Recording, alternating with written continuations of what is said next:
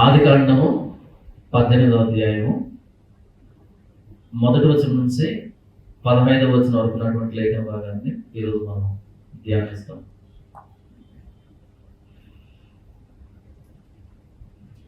ఈ 18వ అధ్యాయం అన్నది 19వ అధ్యాయానికి ఒక స్టేజ్ లాంటిది. ఈ 18వ అధ్యాయం అర్థం కాకపోతే దేవుని క్యారెక్టర్ కానీ లేకపోతే 19వ అధ్యాయంలో జరిగినటువంటి సంభవాలకి అర్థం ఉండదు. ఈ 18వ అధ్యాయం 1వ వచనంలో, మరియు మమ్రే దగ్గర ఉన్న సింధూర వనంలో అబ్రహాము ఎండవేళ గుడారపు ద్వారం ముందు కూర్చుని ఉన్నప్పుడు యెహోవా అతనికి కనబడెను. మనం ఆదికాండం 1వ అధ్యాయం చూసినప్పుడు దేవుడు కలుగురుగా అన్నప్పుడు సమస్త సృష్టి కలిగింది కదా. ఆదికాండం 1వ అధ్యాయంలో దేవుడు సృష్టికర్తగా, సమస్తాన్ని నోటి మాటతో కలుగు చేసిన సృష్టికర్తగా కనబడతాడు. అయితే ఇక్కడ ఈ 18వ అధ్యాయంలో దేవుడు పర్సనల్ గాడ్, అబ్రహాము దగ్గరకు వచ్చినటువంటి దేవుడిగా, పర్సనల్ దేవుడిలాగా, లేదా మనిషికి అందుబాటులో ఉండేటువంటి దేవుడిలాగా, లేకపోతే మనిషితో సహవాసం చేయడానికి ఇష్టపడేటువంటి దేవుడిలాగా కనబడతాడు. ఆయన దూరంగా ఉండే దేవుడు మాత్రమే కాదు, సమీపాన ఉండే దేవుడు కూడా అని ఇర్మియా గ్రంథంలో చెప్పబడినట్టుగా ఆయన సమీపాన ఉండే దేవుడు అనే దానికి ఇక్కడ మనకి రుజువు కనబడుతుంది. మరియు మమ్రే దగ్గర ఉన్న సింధూర వనంలో అబ్రహాము ఎండవేళ గుడారపు ద్వారం ముందు కూర్చుని ఉన్నప్పుడు, అది నార్మల్ డే, అంటే ఏ ప్రత్యేకత లేదు, ఏ ఆర్భాటం లేదు. దేవుడు వచ్చేటప్పుడు ఆయన ఎండవేళ గుడారపు ద్వారం కూర్చొని ఉన్నాడు. అనుకోకుండా ఆలోకసడు దేవుడు ఆయన కనపడ్డాడు. ఎలా కనపడ్డాడు అంటే, అతడు కన్నులెత్తి చూసినప్పుడు 3 మనుషులు అతని ఎదుట నిలబడి ఉంటుంది. ఆయన గుడారపు ద్వారంలో కూర్చుని ఉన్నాడు. కూర్చుని ఉంటే అలా కన్నులెత్తి చూసినప్పుడు ఉన్న పరంగా 3 వ్యక్తులు కనిపించారు, కొత్త వ్యక్తులు, స్ట్రేంజర్స్. అయితే ఆ రోజు ఉన్నటువంటి పరిస్థితులు ఏంటంటే, అబ్రహాము కాలంలో ఎవరైనా అతిథులు వచ్చినప్పుడు ఖచ్చితంగా మర్యాద ఇచ్చేవాళ్ళు, ఆతిథ్యం ఇచ్చేవాళ్ళు. మనం తర్వాత అధ్యాయంలో లోతు దగ్గర కూడా చూస్తాం. ఈ దేవదూతలు వెళ్ళినప్పుడు తనతో పాటు ఉన్నవారు బ్రతిమలాడుకుంటాడు. మనం గిబియా ప్రాంతంలో చూస్తే న్యాయాధిపతుల గ్రంథంలో వాళ్ళకి వారు ఆతిథ్యం ఇవ్వరు. చాలాసేపు ఆ బయట సంత వీధులు ఉండిపోతారు.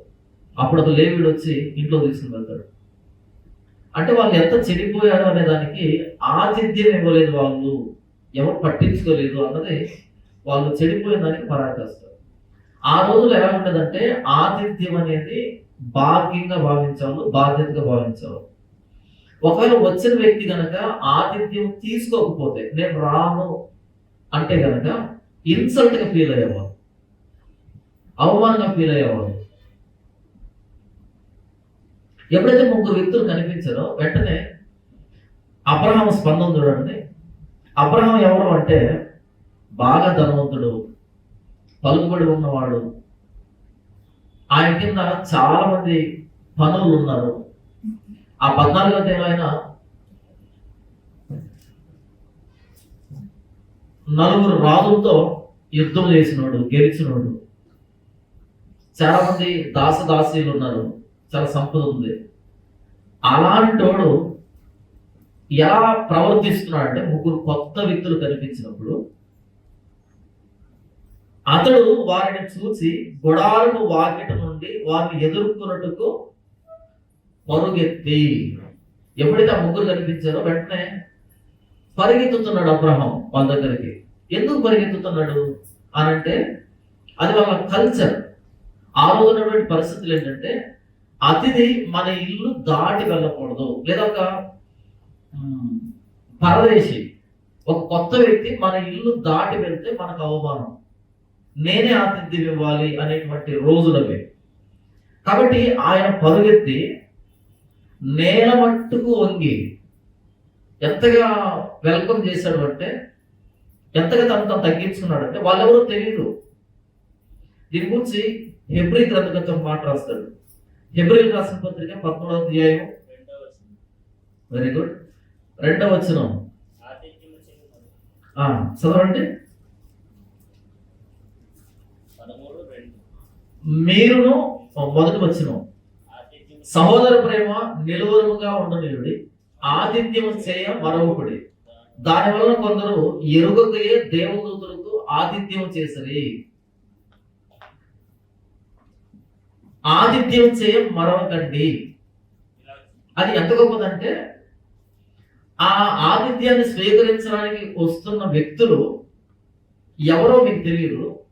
అలా ఆతిథ్యం చేసే లక్షణాన్ని అబ్రాహాం కలిగి ఉన్నాడు. కాబట్టి దేవదూతలు వచ్చారు, దేవదూతలను తెలియకుండానే దేవదూతలకైనా ఆతిథ్యం చేశారు. ఆతిథ్యం అనే లక్షణాన్ని మీరు డెవలప్ చేసుకుంటే మీరు అబ్రహాం లాంటి వాళ్ళు అవుతారు. పరదేశం వచ్చినప్పుడు ఆ వ్యక్తిని ఆదరించాలి. అలా అబ్రహాంకి ఆతిథ్యం ఇవ్వడం అనేటువంటి లక్షణం ఉంది. కాబట్టి వచ్చిన వాళ్ళు దేవదూతలను తెలియకపోయినా ఆతిథ్యం చేశాడు. ఒకవేళ కనుక అబ్రహాము కొంచెం మోటుగా ప్రవర్తించుంటే దేవదూతలకు నచ్చేవాడు కాదు, దేవుడికి నచ్చేవాడు కాదు. కాబట్టి ఎవరు మన ఇంటికి వస్తున్నారో, మన ఆతిథ్యానికి వస్తున్నారో మనకు తెలియదు. కాబట్టి అబ్రహాం ప్రవర్తించినట్టు ప్రవర్తించండి. కొందరు తెలియకే దేవదూతలకు ఆతిథ్యం ఇచ్చరి అంటే అబ్రహాముకి ఆ వచ్చిన ముగ్గురు ఎవరు అన్నది తెలియదు.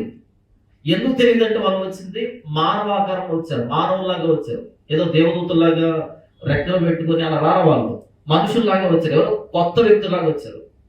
అయితే వచ్చింది దేవదూతలని, వచ్చింది దేవుడని అబ్రహాముకు తెలియదు. ఒకవేళ తెలుసుంటే గనక అబ్రహాం ఇలా ప్రవర్తించుంటే మనం పెద్దగా మాట్లాడుకోవాల్సిన అవసరం లేదు. ఆ వచ్చిన వాళ్ళు ఎవరో తెలియకపోయినా సరే ఆయన అలా ప్రవర్తించాడు. కాబట్టి మనం అబ్రహాం గొప్పతనాన్ని ఆలోచిస్తున్నాం. అతను కన్నులెత్తి చూసినప్పుడు ముగ్గురు మనుషులు, వాళ్ళు ఏ ఆకారంలో వచ్చారు? మనుష్య ఆకారంలో వచ్చారు. ముగ్గురు మనుషులు అబ్రహాం ఎలా ఉన్నాడో అబ్రహాం లాంటి వ్యక్తులుగా వచ్చారు. సర్వ సృష్టిని కలుగజేసిన దేవుడు అబ్రహాము లాంటి ఎత్తు, అబ్రహాము పరిమాణం, అబ్రహాము రూపంలో రావడం అన్నది, మానవుడిగా రావడం అన్నది చిన్న విషయం కాదు, చాలా పెద్ద విషయం. తనను తాను ఆ స్థాయికి తగ్గించుకున్నాడు, అలా వచ్చాడు. ఎందుకని? ఎందుకు వచ్చింటాడు అలా? ఎందుకంటే దినవృత్తాంతముల 2వ గ్రంథము 20వ అధ్యాయం 7వ వచనంలో ఒక మాట రాయబడింది. నీ జనులైన ఇశ్రాయేలీయుల ఎదుటి నుండి ఈ దేశపు కాపురస్తులను తోలివేసి నీ స్నేహితుడైన అబ్రహాము యొక్క సంతతికి దీనిని శాశ్వతముగా ఇచ్చిన మా దేవుడు నీవే. అబ్రహాము ఎవరంట? దేవునికి భక్తుడా, స్నేహితుడు. యెషయా గ్రంథం 41వ అధ్యాయం 8వ వచనంలో, నా సేవకుడైన ఇశ్రాయేలు, నేను ఏర్పరుచుకున్న యాకోబు, నా స్నేహితుడైన అబ్రహాము సంతానమా. ఎవరంట? అబ్రహాము దేవుని స్నేహితుడు, ఫ్రెండ్. యోహాను సువార్త 15వ అధ్యాయంలో ప్రభువు యేసుక్రీస్తు ఇదే పదప్రయోగం చేస్తాడు, ఇదే మాట మాట్లాడతాడు. చూడండి, యోహాను సువార్త 15వ అధ్యాయము 15వ వచనం, దాసుడు తన యజమానుడు చేయుదారిని ఎరుగడు కనుక ఇక మిమ్మల్ని దాసులని పిలువక స్నేహితులని పిలుచుతున్నాను.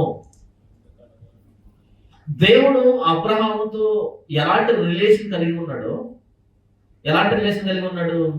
ఆయన సృష్టికర్త అయినప్పటికీ తన దైవత్వాన్ని పక్కన పెట్టి, తన గొప్పతనాన్ని పక్కన పెట్టి అబ్రహాము లాంటి వ్యక్తిగా అబ్రహాం దగ్గరికి వచ్చాడు. ఎందుకని? ఆయన దేవుడిగా వస్తే అబ్రహాము ఆయనతో స్నేహం చేయలేడు, ఆయన అనుభవించలేడు, ఆయనతో ఒక స్నేహితుల్లాగా మసలుకోలేడు. కాబట్టి అబ్రహాం లాంటి వ్యక్తికి వచ్చాడు యెహోవా. ప్రభువైన యేసుక్రీస్తు అదే మాట్లాడుతున్నాడు. నేను యజమానుని అని కనుక మీరు అనుకుంటే, నాతో ఒక దాసుడు యజమానుని రిలేషన్లో ఉంటారు మీరు, నాకు అది నచ్చదు. మీరు నా స్నేహితులు, నేను మీ స్నేహితుడిని. స్నేహితుడు ఏం చేస్తాడో ఇంకో స్నేహితుడికి అర్థమైపోతుంది. స్నేహం ఎలా పాజిబుల్ అవుతుంది, ఫ్రెండ్షిప్ ఎలా పాజిబుల్ అవుతుంది అంటే, ఇద్దరి మనస్తత్వాలు కలిసినప్పుడు, ఇద్దరి అభిరుచులు కలిసినప్పుడు, ఇద్దరి ఆలోచనలు కలిసినప్పుడు వాళ్ళు స్నేహితులు అవుతారు. అంతేనా? కాబట్టి యేసు ప్రభు ఏం చేస్తున్నాడు అన్నది అపోస్తులకి తెలిసిపోయేది. ఎందుకంటే ఆయన స్నేహితుల్లాగా ట్రీట్ చేశాడు వాళ్ళని. స్నేహితులు ఒక్కోసారి మాట్లాడుకోవడం ప్రారంభిస్తే మాటలు అయిపోవు, అలా మాటలు వెళ్ళిపోతూనే ఉంటాయి. ఒకవేళ సాయంకాలం కూర్చుంటే తెల్లవారేదో మాట్లాడుకుంటారు. అలా నడుచుకుంటూ మాట్లాడడం ప్రారంభిస్తే కిలోమీటర్లు వెళ్ళిపోతుంటే మాట్లాడుకుంటూనే ఉంటారు. ఎందుకని? ఇద్దరి ఆలోచన ఒకటే కాబట్టి వాళ్ళ టైం తెలియదు. అబ్రహాం దగ్గరికి దేవుడు ఎందుకు వచ్చాడు అంటే స్నేహితులాగా వచ్చాడు. అబ్రహాంతో స్నేహం చేయడానికి వచ్చాడు.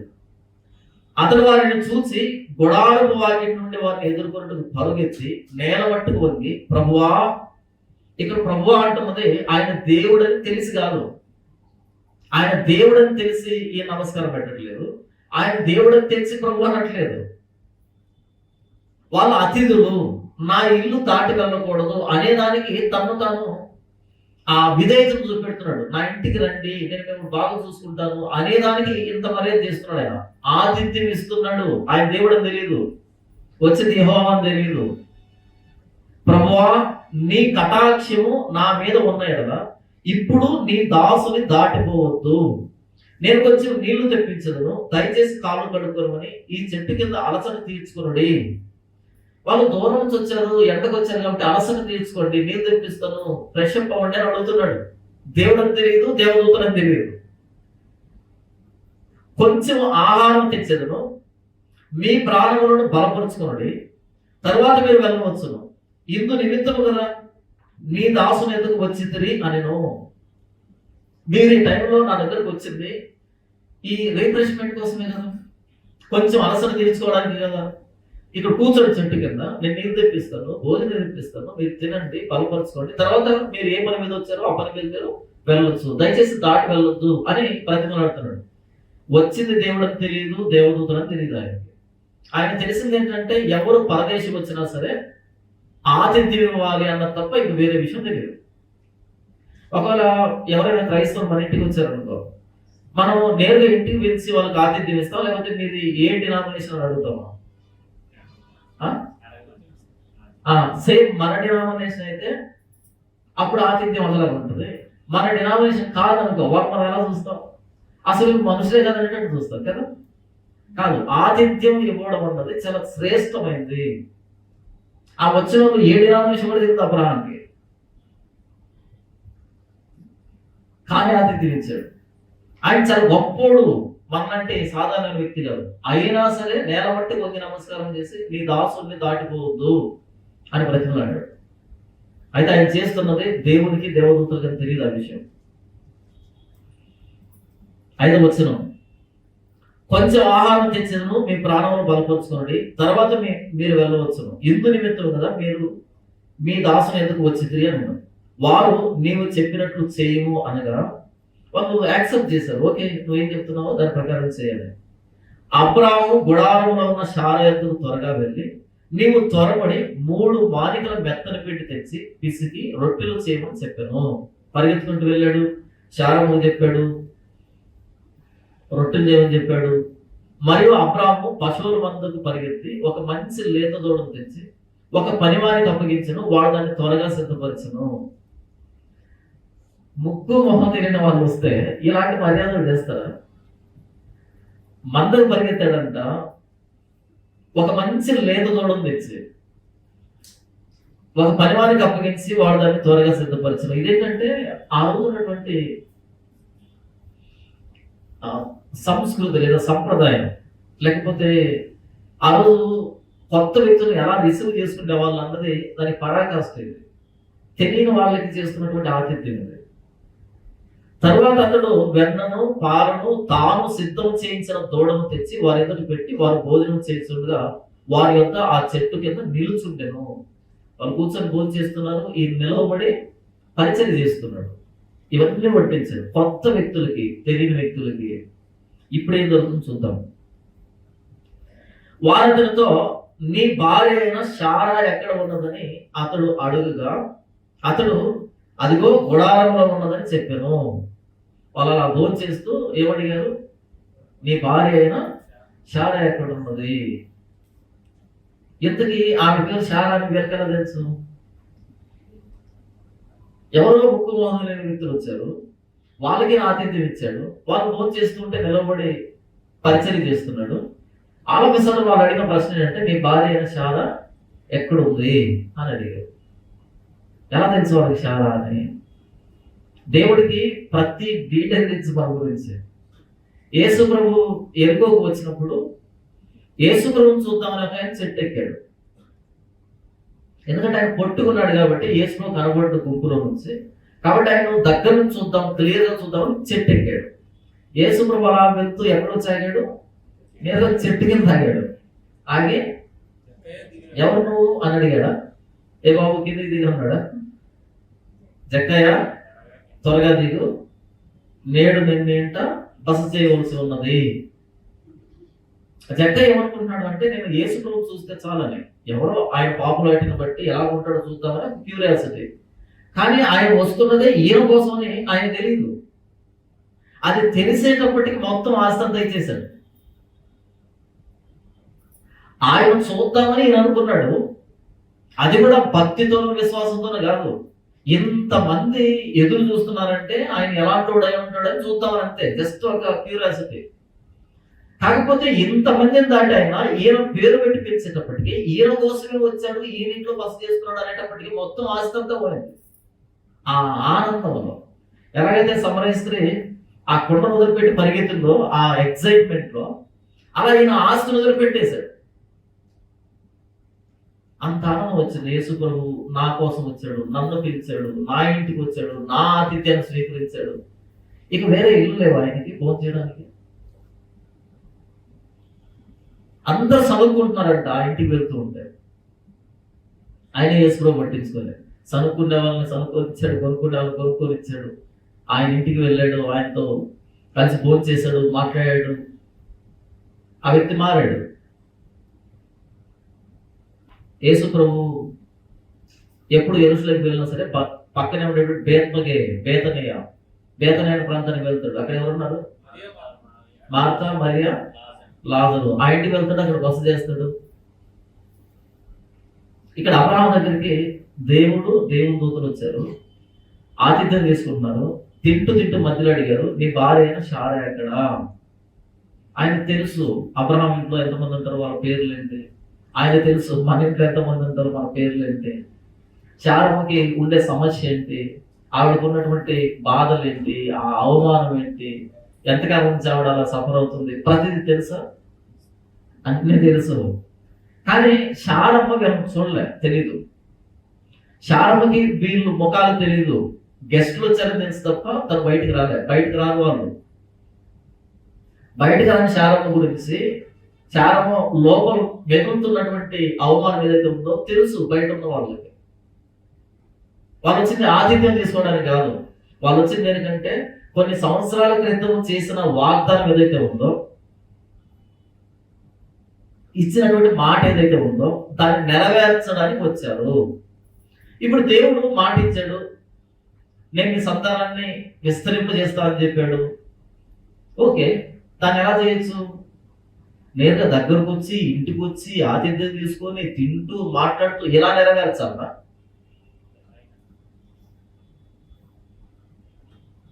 ఆయన మాట ఆయన కనిపిస్తే అయిపోతుంది. ఆయన ఎందుకు రావాలంటే బైబిల్లో తను బయలుపరుచున్న దేవుడు మనతో రిలేషన్షిప్ కోరుకుంటున్నవాడు, సంబంధాన్ని కోరుకుంటున్నవాడు. మీరు బయట మతాల్లో చూస్తే దేవుడు ఎలా కనపడతాడు అంటే చాలా అతీతుడుగా కనపడతాడు. మనం ఆయన దగ్గర సమీపించలేం, అతీతుడుగా కనపడతాడు. లేకపోతే యజమానుడు దాసుడు అనేటువంటి రిలేషన్ కనపడతాడు, లేకపోతే ఒక నియంత్రణ కనపడతాడు. కానీ బైబిల్లో ఉన్నటువంటి దేవుడు రిలేషన్ కోరుకుంటాడు, సహవాసాన్ని కోరుకుంటాడు. యేసుప్రభు పునరుద్ధరణై తిరిగి లేచిన తర్వాత వీళ్ళంతా చేపలు పట్టడానికి వెళ్ళిన తర్వాత యేసుప్రభు ఒడ్డు మీద ప్రత్యక్షమవుతాడు. ప్రత్యక్షమైన తర్వాత ఏమంటాడు? మీ దగ్గర తినడానికి ఏమైనా ఉందా అని అడుగుతాడు. మామూలుగా మాట్లాడచ్చు కదా, ఎందుకు తినాలి? భోజనం అనేది రిలేషన్ సంబంధించింది. మన ఇక్కడ భారతదేశంలో భోజనం ఎలా తింటాం అంటే ఎవరి భోజనం వాళ్ళు తింటాం కదా, ఎవరి టైంలో వాడు తింటాడు. కానీ యూదులు భోజనం ఎలా చేస్తారంటే ఉదయం మధ్యాహ్నం ఎవరు ఎక్కడ తిన్నా సరే రాత్రి కంపల్సరిగా అందరూ కలుసుకుంటారు. భక్తుడు అంటాడు కదా, నా భోజన పళ్ళ దగ్గర ఈ పిల్లలు ఒలివ మొక్కలాగా ఉన్నారు, ఫలించే కొమ్మలాగా నా భార్య ఉంది అని మాట్లాడతాడు. అంటే ఆ భోజనం పళ్ళ చుట్టూ పిల్లలు కానీ కుటుంబం అంతా. ఎందుకు భోజనంతో పోల్చాడు? మనం ఇస్సాకు ఆ అభిమేలకు సంబంధించి చదువుతున్న సందర్భంలో వాళ్ళ అగ్రిమెంట్ ఎలా చేసుకుంటారంటే భోజనం చేసి, లేకపోతే ఇస్సాకు కానీ వాళ్ళ మామగారు కానీ అగ్రిమెంట్ ఎలా తీసుకుంటారంటే భోజనం చేసి. ఇలా పలు సందర్భాల్లో భోజనం ద్వారా అగ్రిమెంట్ జరుగుతాయి, భోజనం ద్వారా సెటిల్మెంట్స్ అన్ని జరుగుతాయి. ఎందుకంటే భోజనం అన్నది సహవాసానికి సంబంధించింది.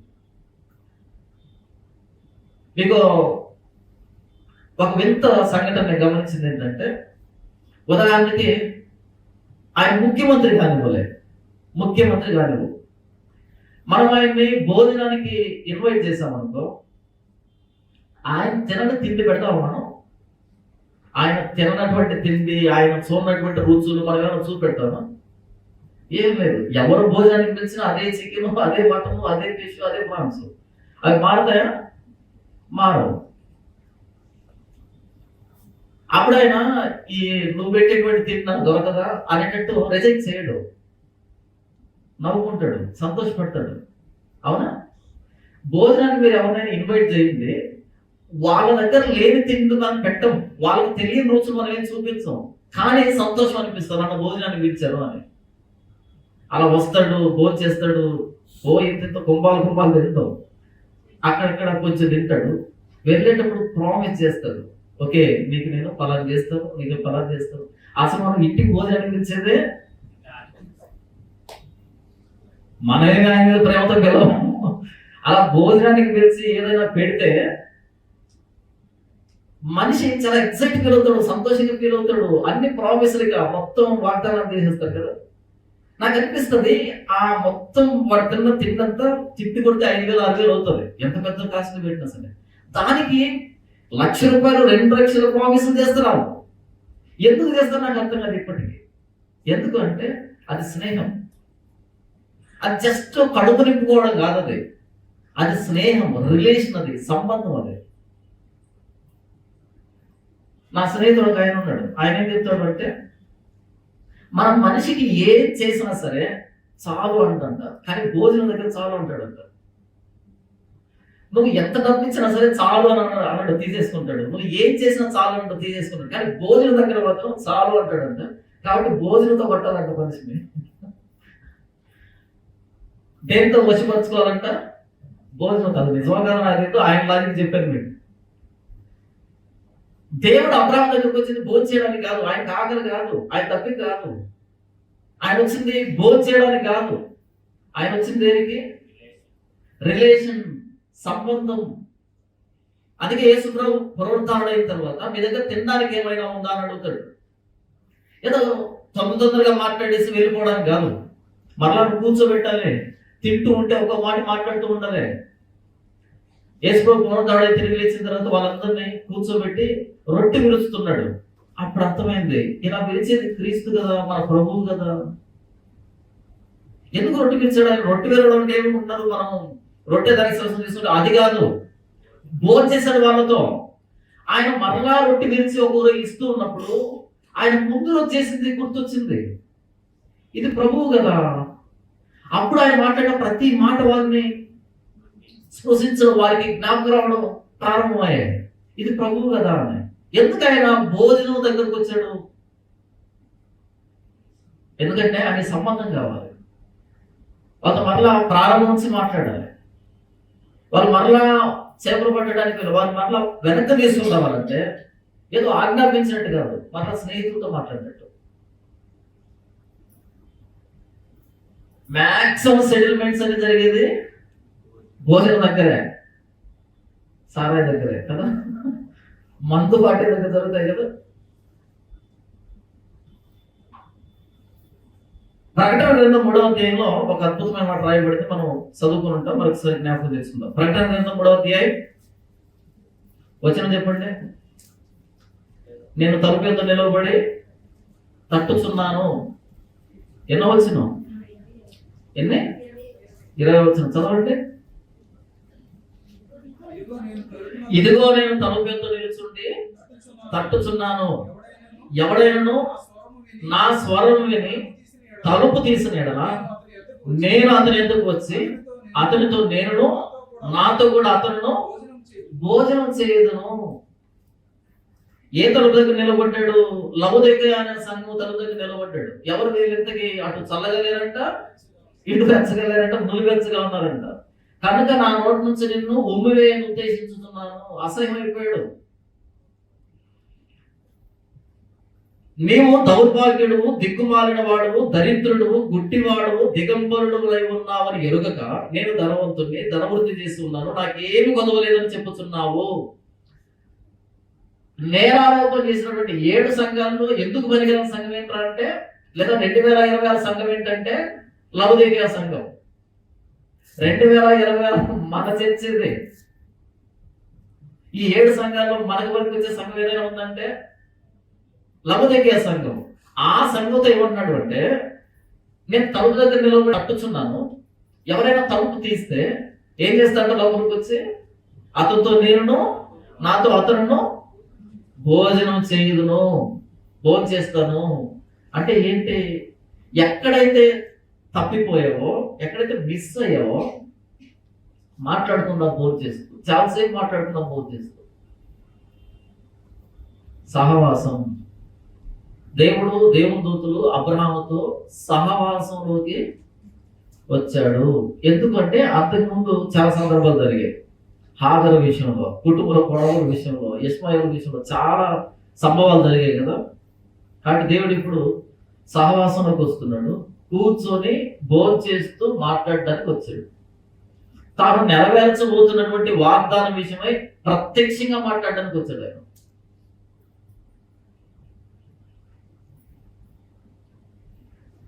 ఆదికాండం 18వ అధ్యాయం 9వ వచనం. వారు అతనితో నీ భార్య అయిన శారా ఎక్కడ ఉన్నదని అడుగుగా అతడు ఇదిగో గుడారంలో ఉన్నదని చెప్పాను. అందుకైనా మీదిటికి ఈ కాలమున నీ యొద్దకు నిశ్చయముగా మరల వచ్చేదను. అప్పుడు నీ భార్య అయిన శారాకు ఒక కుమారుడు కలుగునని చెప్పాను. శారా ఆయన వెనక నుండిన గుడారము ద్వారం ముందు వినుచుండెను. మీదిటికి ఈ కాలానికి మరలా వస్తాను. మళ్ళీ రావడం ఎందుకు? ఇప్పుడు వచ్చాడు, చెప్పాడు. మీదిటికి ఈ సమయానికి శారా గర్భవతి అవుతుంది, బిడ్డను ఎత్తుకుంటది అని చెప్తే సరిపోతుంది. మరలా వస్తాను నేను. ఎందుకు వస్తాడు? ఎందుకంటే మన దేవుడు వ్యక్తిగతంగా మాట్లాడాలి అనుకునే దేవుడు. అందుకే మీరు చూడండి, ఇక ఏ విశ్వాసంలో కూడా మోకరించి ప్రార్థన చేయడం అనేది చూడరు మీరు. ఏ మతంలో, ఏ విశ్వాసంలో కూడా ప్రార్థన చేయడం చూడరు మీరు. అది ఉండదు. అలా కళ్ళు మూసుకొని మొక్కుకుంటారు. మొక్కులు ఉంటాయి. నువ్వు నాకు ఇది చేస్తే నేను నీకు ఇది చేస్తానని మొక్కుకుంటారు. వ్రతాలు, నోములు, పూజలు, పునస్కారాలు, భజనలు ఈ టైప్ ఉంటాయి తప్ప మోకరించి ప్రార్థన చేయడం ఉండదు. యేసుప్రభు ఏమంటాడు అంటే, మీరు ప్రార్థన చేయనప్పుడు మీరు గదిలోకి వెళ్ళి గడియ పెట్టుకొని రహస్యమందు చూసే తండ్రికి ప్రార్థన చేయి. అప్పుడు రహస్యమందు చూసే తండ్రి నీకు ప్రతిఫలం ఇస్తాడు.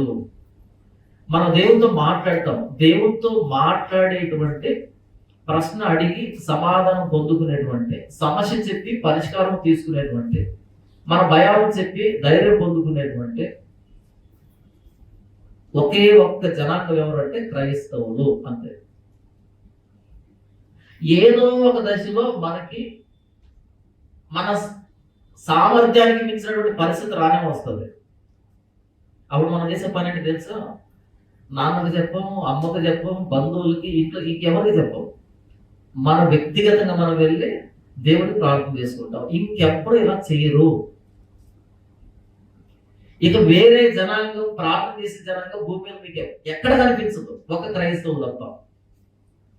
పరలోకమందున్న మా తండ్రి, పరలోకమందున్న తండ్రి ఆయన అబ్రహాంకు ప్రత్యక్షమైన దేవుడు, అబ్రహాంతో మాట్లాడడానికి వచ్చిన దేవుడు, అబ్రహాంతో భోజనం చేయడానికి వచ్చిన దేవుడు. మనం మోకరించిన ప్రతిసారి ఇదే జరుగుతుంది. నువ్వు ఎంతసేపు ప్రార్థనలో ఉన్నావంటే అంతసేపు భోజనం చేస్తున్నావు అని ఆయనతో అర్థం. నువ్వు ఎంతసేపు ప్రార్థనలో ఉన్నావంటే అంతసేపు భోజనం చేస్తున్నావు ఆయనతో, అంతసేపు స్పెండ్ చేస్తున్నావు ఆయనతో అని అర్థం. ప్రార్థన అంటే ఆయనతో గడపడం, ఆయనతో సహవాసం చేయడం, ఆయనతో మాట్లాడడం. ఎక్కడ లేని ధైర్యం వస్తుంది ప్రార్థన అయిపోయేటప్పటికి. ప్రార్థన అయిపోయేటప్పటికి పరిష్కారం రాకపోవచ్చు, కానీ సమస్యను ఎదుర్కొనే దానికి కావాల్సిన శక్తి వస్తుంది. అది ప్రతి క్రైస్తవుడి జీవితంలో ఏదో ఒక దశలో జరిగే ఉంటుంది, జరుగుతూనే ఉంటుంది.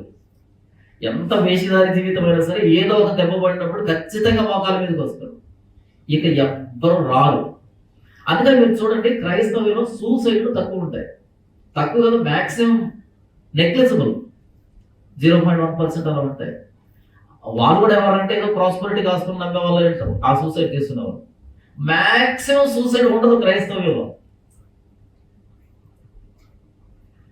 క్రైస్తవులకు వచ్చే సమస్యల్లో 50% బయటకు వచ్చినా అంతే. ఎక్కడికి వెళ్ళిపోతారు? రైల్వే ట్రాక్, అంతే. వీళ్ళు అట్టంగా పడుకుంటారు, లేకపోతే కరెంట్ దగ్గర పట్టుకుంటారు, స్లీపింగ్ పిల్స్ చేసుకుంటారు. మనకేదైనా సమస్య వచ్చిందనుకో, ఎంత సమస్య వస్తుంది క్రైస్తవుడికి అంత భక్తుడు అవుతాడు, అంత ఆత్మీయుడు అవుతాడు, అంత మేధావి అయిపోతాడు. ఎందుకని ఇక లేవ మోకాల మీద నుంచి ఎక్కడ పడిపోతాం. యాకోబుకి ఒక సమస్య వచ్చింది. అన్న 400 మందిని వేసుకుని ఎదురుగా వస్తున్నాడు, ఏం చేయాలో తెలియట్లే. రకరకాల ప్లాన్స్ చేశాడు, ఏది వర్కౌట్ అయ్యేది కనిపించలే. ఏం చేశాడు? ఎక్కువ గురి దగ్గర ఆగిపోయి దేవుడు వచ్చాడు. రాగానే గబుక్కును పట్టేసుకున్నాడు కాళ్ళు. నీవు నన్ను ఆశీర్వదించితేనే కానీ నేను నిన్ను వదిలిపెట్టను. ఆయన కొట్టాడు, తొడగూడు వసిలింది, కుట్టుతున్నాడు, అయినా వదిలిపెట్టేది. చంపితే నువ్వు తప్పు, లేకపోతే ఆశీర్వదించాడు. 2 ఆప్షన్ ఇచ్చాడు. దేవుడు ఏం చేశాడు? నీ పేరేంటని అడిగాడు. ఏం పేరు చెప్తాడని. అంతకుముందు ఏం పేరు చెప్పాడు? మరి నీ పేరేం పేరు అంటే, నాన్న, నా పేరు ఏసావు. అదేంటి, స్వరం చూస్తే యాకోబు లాగా ఉంది, తడివి చూస్తే ఏసేలాగా ఉందంటే రాత్రి జలుబు చేసింది.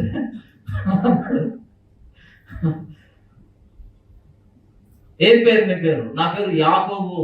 సరే, కరెక్ట్ చెప్పావు, నీ పేరు మారుస్తున్న ఇశ్రాయేలు.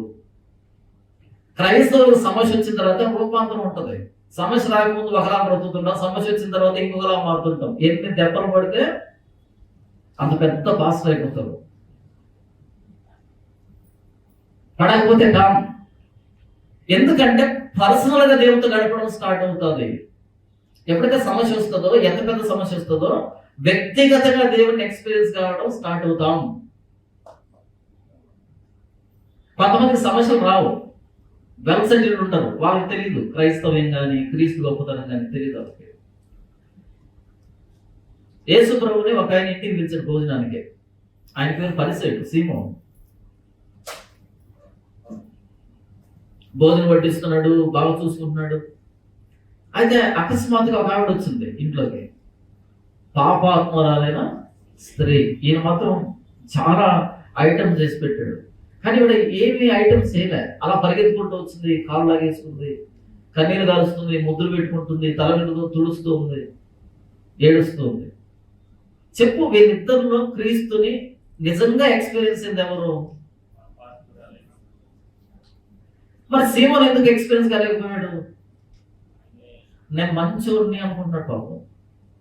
నేను మంచోడిని అనుకున్నంతకాలం క్రీస్తు అర్థం కాడు. ఎంత చెడిపోతే క్రీస్తు అంత అర్థమవుతాడు. నేను చెడుకోమని చెప్పట్లేదు. రోగం ఎంత పెద్దదైతే డాక్టర్ గొప్పతనం అంత అర్థమవుతుంది మనకి. నీకు చిన్న జలుబు వచ్చింది అనుకో, నీకు డాక్టర్ వాల్యూ తెలియదు. ఎందుకంటే ఎక్కడికి వెళ్ళినా టాబ్లెట్ వస్తుంది. క్యాన్సర్ రావాలి, 4th స్టేజ్, ఇంకా రేపు మాపు అనేటట్టు ఉండాలి. అప్పుడు కనపడతాడు దేవుడు. ఎవరు? డాక్టర్ దేవుళ్ళలా కనపడతాడు. ఇక ఆయన ఏం చెప్తే చేస్తాం. క్రీస్తు అర్థం కావాలంటే ముందు మన పాపం ఎంత తీవ్రమైందో అర్థం కావాలి, ఎంత దారుణంగా చెడిపోయామో అర్థం కావాలి. మన వ్యాధి మనకు అర్థమైతే క్రీస్తు మనకు అర్థమవుతాడు. చాలా మంది మనలో ఎలా ఉంటారంటే నేనేం చేశాను, నేనేం పాపం చేశాను అనేటట్టు ఉంటారు కదా. వాళ్ళకి క్రీస్తు ఎప్పటికీ అర్థం కాడు. ఆయన ఆ పాప క్షమాపణ అనేటువంటి ఆ మాధుర్యం ఎప్పటికీ అర్థం కాదు. పాపాత్మురైన స్త్రీకి క్రీస్తు అర్థమైనట్టుగా సీమోనికి పరిసయుడికి అర్థం కాలేదు, అర్థం కాడు. ఆయన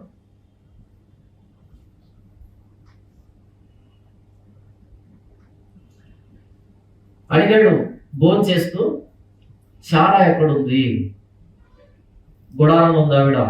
ఎందుకు అడుగుతున్నాడు అంటే శారమ్మతో మాట్లాడడానికి వచ్చాడు, అబ్రహాంతో మాట్లాడడానికి వచ్చాడు, ఇద్దరితో మాట్లాడి వాగ్దానాన్ని నెరవేర్చడానికి వచ్చాడు. ఎందుకంటే అలా నెరవేర్చాడు అనుకో, ఆ పుట్టబోయే బిడ్డ ఎవరు ఏంటన్నది వాళ్ళు లైట్ తీసుకుంటారేమో.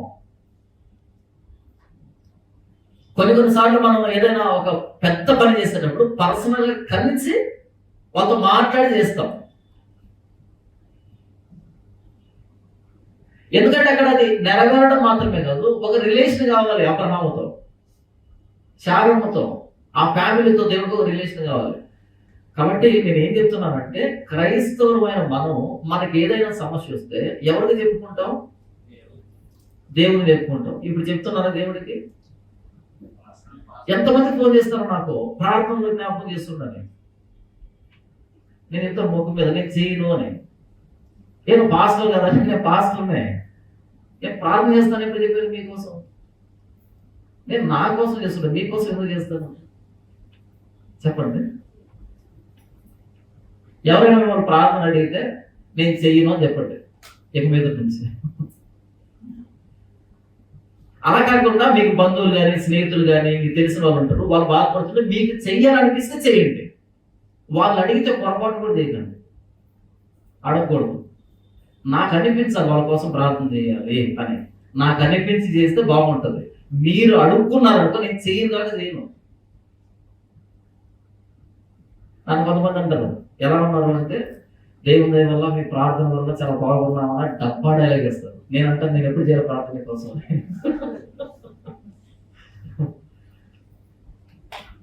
ఇలా డబ్బా డైలాగ్ వేశారు మీరు కూడా. దేవుని దయ వల్ల మీ ప్రార్థన వల్ల. నేను ఎప్పుడైనా చెప్పాను నీకోసం ప్రార్థన చేశాను? మరి ఎలా అంటావు? అలాంటి మాటలు చెప్పకూడదు, అలాంటి మాటలు ప్రయోగించకూడదు. ప్రార్థనని ఇంకొకరికి ఇవ్వకండి, మీ ప్రార్థన మీరే చేసుకోవాలి. అక్కడ నాకు ఫోన్ చేసి అన్నా మీకు నేను డబ్బు ఇవ్వాలనుకుంటున్నానంటే ఓకే శభాష్, యువర్ మోస్ట్ వెల్కమ్. కానీ ప్రార్థన అంటే నేను చెయ్యను. నా టైం నాకు కావాలి కదా, నా స్పేస్ నాకు కావాలి కదా. నీకు ఎందుకు ఇస్తా ఉంటా? 2 నిమిషాల టైం కూడా ఇవ్వను నేను నీకోసం. నీకోసం ఎందుకు టైం వేస్ట్ చేస్తాను? ఆ టైంలో నా పని నేను చేసుకుంటాను కదా, నా జీవితం నేను జీవించుకుంటాను కదా. టైం అనేది చాలా వాల్యూ కదా, మన ఆయుష్ కదా. నా ఆయుష్లో వచ్చి 2 నిమిషాలు మీకు ఎందుకు ఇస్తాను? ఇవ్వను. మీ ప్రార్థన మీరు చేసుకోండి. ఎందుకంటే దేవుడు మీతో సహవాసం చేయాలనుకుంటున్నాడు. దాన్ని ఎందుకు మిస్ చేస్తారు? దేవుడు మీతో సహవాసం చేయాలని ఆశపడుతున్నప్పుడు, దాని పేరు ప్రార్థన అయినప్పుడు, ఆయనతో గడిపే టైం నాకెందుకు ఇస్తారు మీరు? దాని విలువ తెలియక. అలా కాదన్నా, మీరు పాస్టర్లు కదా, మీ ప్రార్థన దేవుడు వింటాడు. నెక్స్ట్ డబ్బా డైలాగ్ కదా. అసలు బైబుల్ ఎక్కడ కూడా మీరు చేసిన ప్రతి ప్రార్థన నేను వింటానని దేవుడు చెప్పలే. చెప్పాడా? మోషే ప్రార్థన చేశాడు, మోషే మీద దీని గురించి మాట్లాడుతూ అన్నాడు. మోషే ప్రార్థన దేవుడు వినలే ఒక సందర్భంలో. ఇర్మియా ప్రార్థన చేశాడు, దేవుడు అన్నాడు ఇర్మియా దీని గురించి అసలు ఎత్తొద్దు అన్నాడు. వద్దులే. యేసు ప్రభు ప్రార్థన చేశాడు, గెత్సెమనే తోటలో ఏం చేశాడు, ఓకే అన్నాడా? అన్నాడా? తండ్రి సాధ్యమైతే ఈ గిన్నె నా ఎదుట నుంచి తొలగించు అన్నాడు. తొలగించడు అని తెలిసి అయినను శత్రుకు వేసి అభినందనలు పెద్ద డైలాగ్ వేశారు. ఏమని? ఈ అగ్నిగుండం నుంచి తప్పించడానికి నా దేవుడు సమర్థుడు. పురుషులకు కాదు, కామ పెట్టి ఒకవేళ ఆయన తప్పించకపోయినా మేము మొక్కము. ఏమో ఆయన రెస్పాండ్ కాడు. ప్రార్థన వింటాడో. మనం చేసిన ప్రతి ప్రార్థన వినాలని రూల్ లేదు, కానీ ప్రార్థన చేయాలి, మన బాధ్యత అంతే. ఒకవేళ ప్రతి ప్రార్థన దేవుడు వింటే కనుక వారు విసుగగా నిత్యము ప్రార్థింపవలనని ఆయన వారికి ఒక ఉపమానం చెప్పాను. ఎందుకు చెప్తాడు అన్నమాట? విసుగు వస్తుంది సమాధానం రాసిన సందర్భాల్లో, అయినా విసుక్కోకూడదు. అంటే సమాధానం వస్తుందనా రాదనా? రాదు. చాలా మంది చర్చ ఎందుకు మానేస్తుంటారంటే వాళ్ళు చేసి చేసి విసుగుచ్చుంటారు. వాళ్ళకి ఏం పోయినా చర్చికి, ఏం ప్రార్థన చేశారు, ఎందుకంటే అది వినపడుతూ సమాధానం రాదు. ఇంకెందుకు ప్రార్థన చేయాలి అనిపిస్తుందా? యేసు ఏమన్నాడు? విసుక్కోకుండా ప్రార్థించాలి. విసుగు వచ్చే సందర్భాలు ఉంటాయి కాబట్టి విసుక్కోవద్దు అని చెప్పాడు. మన రక్షణకర్త అయిన క్రీస్తు ప్రార్థనే అంగీకరించబడకపోతే, భక్తుల ప్రార్థనే అంగీకరించబడకపోతే, అందుకు అపోస్తలుడైన పౌలు ప్రార్థన చేస్తాడు, ముమ్మారు ప్రార్థన చేస్తాడు. సమాధానం చెప్పాడు. దాన్ని తీసేసాడు, ముళ్ళు తీసేసాడు, తీసేయడు. ముళ్ళు పెట్టుకొని ఎలా ప్రయాణం చేయాలో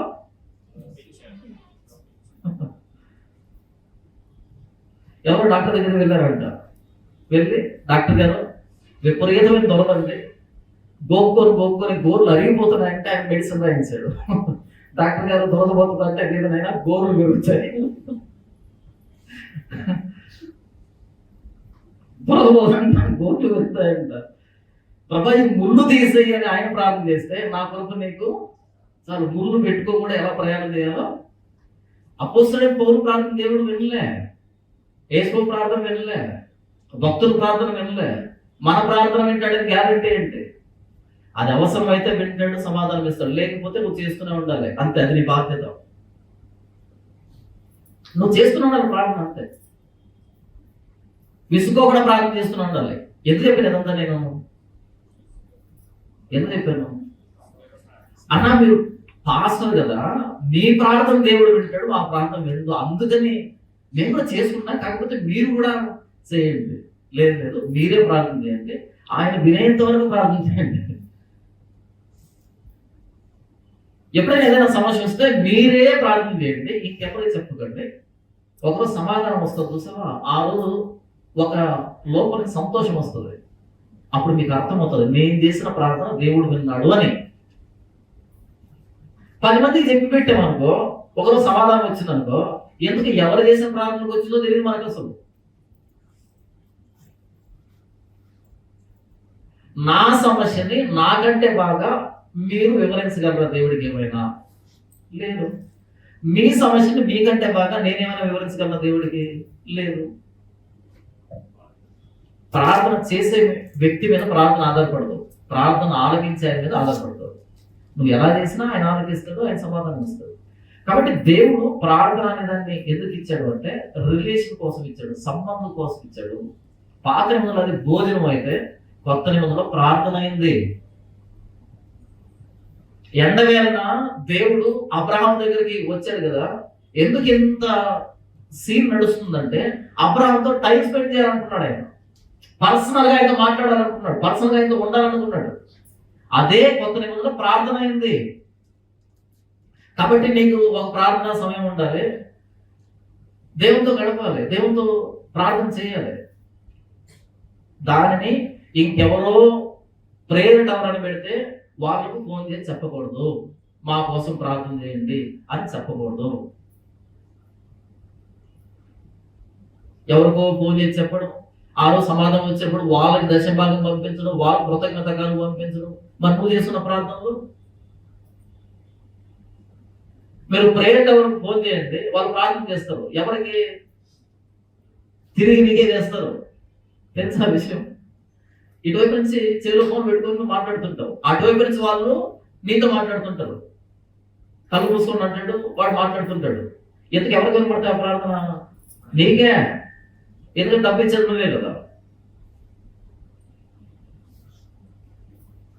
అంటే దేవునితో సహవాసం చేయడం ఇష్టం లేనోడు, దేవునితో గడపడానికి ఇష్టం లేనోడు, మాకు పరిష్కారం కావాలి కానీ మాకు సంబంధం వద్దు అనే వాళ్ళు ప్రార్థనని కోరుకుంటారు. ఎవరో ముక్కు మొహం తెలియదు అన్న మమ్మల్ని జ్ఞాపకం చేసుకుని ప్రార్థనలు అంటారు. ఎందుకు ఎవరు మీరు? మిమ్మల్ని ఎందుకు జ్ఞాపకం చేసుకోవాలి? చర్చికి వెళ్ళామనుకో, మనల్ని పలకరించి వందనాలు చెప్పి వెళ్ళేటప్పుడు ఏమంటారు? మమ్మల్ని కూడా మీ ప్రాంతంలో జ్ఞాపకం చేసుకుని. ఎవరు నేర్పించారు అసలు దీన్ని? ఎవరు అంటించారు దీన్ని? ఎవరికెవరు తెలియదు. కనబడగానే నా కోసం ప్రార్థన చేయండి. నేను జాబ్కి అప్లై చేసిన ప్రార్థన జ్ఞాపకం చేసుకోండి. నేను అమెరికాకి వెళ్తున్నాను ప్రార్థన జ్ఞాపకం చేసుకోండి. నాకెందుకు అది? నేను ఎందుకు చేస్తాను? నువ్వు అమెరికాకి పోతే ఏంటి, అమలాపురం అంటే నాకేంటి? ఈ జబ్బుని ఎవడు ప్రవేశపెట్టాడో సంఘంలో నాకు తెలియదు కానీ ప్రార్థనని ఇంకొకరికి ఎందుకు ఇస్తారు? నేను చాలా బిజీగా ఉన్నాను, నా భోజనం కాస్త తిరిగి పెడతారని ఎవరైనా అంటారా? అంటారా? నేను చాలా బిజీగా ఉన్నాను, నా భోజనం కాస్త తిరిగి పెట్టని అంటావా? అను. ప్రార్థన కూడా అదే కదా. ఇదంతా ఎందుకు చెప్పుకొచ్చానంటే, ప్రభువైన యేసుక్రీస్తు వారు బైబిల్లో తను బయలుపరుచుకున్న దేవుడు రిలేషన్ కోరుకునే దేవుడు, సంబంధాన్ని కోరుకునే దేవుడు, దూరంగా ఉండే దేవుడు మాత్రమే కదా ఆయన, సమీపాన ఉండే దేవుడు కూడా. మనకు అతీతుడు ఆయనే, మనకు సమీపస్తుడు ఆయనే. ఇక్కడ యెహోవా వచ్చాడు అంటే పరలోకం నుంచి వచ్చాడు ఆయన. ఏ రూపంలో వచ్చాడు? మానవాకారంలో వచ్చాడు. అబ్రహాముతో మాట్లాడడానికి, అబ్రహాం ఇచ్చే ఆతిథ్యాన్ని స్వీకరించడానికి, అబ్రహాంతో కలిసి మాట్లాడడానికి కావాల్సిన అనుకూలతలో వచ్చాడు ఆయన. ఆయన మనం కావాలి, మనం ఆయనకి టైం ఇవ్వాలి. ఆయన వచ్చినప్పుడు ఆయనకు ఆతిథ్యం ఇవ్వాలి. వచ్చి అడుగుతున్నాడు, ఏదో భోంచేసి వెళ్ళకుండా శారం ఎక్కడుంది అని మాట్లాడి ఆవిడ సమస్యను కోట్ చేస్తూ, వచ్చే సంవత్సరం మరలా వస్తాను, అప్పుడు శారం కవిట్లో ఒక పెట్టుంటాడు. మళ్ళీ ఎందుకు రావాలి? ఇంకొకసారి ఒకసారి వచ్చావు, చెప్పావు, అయిపోయింది కదా, మళ్ళీ ఎందుకు వస్తావంటే నీ కుటుంబంతో నాకు సహవాసం కావాలి, నువ్వు నాకు స్నేహితుడు.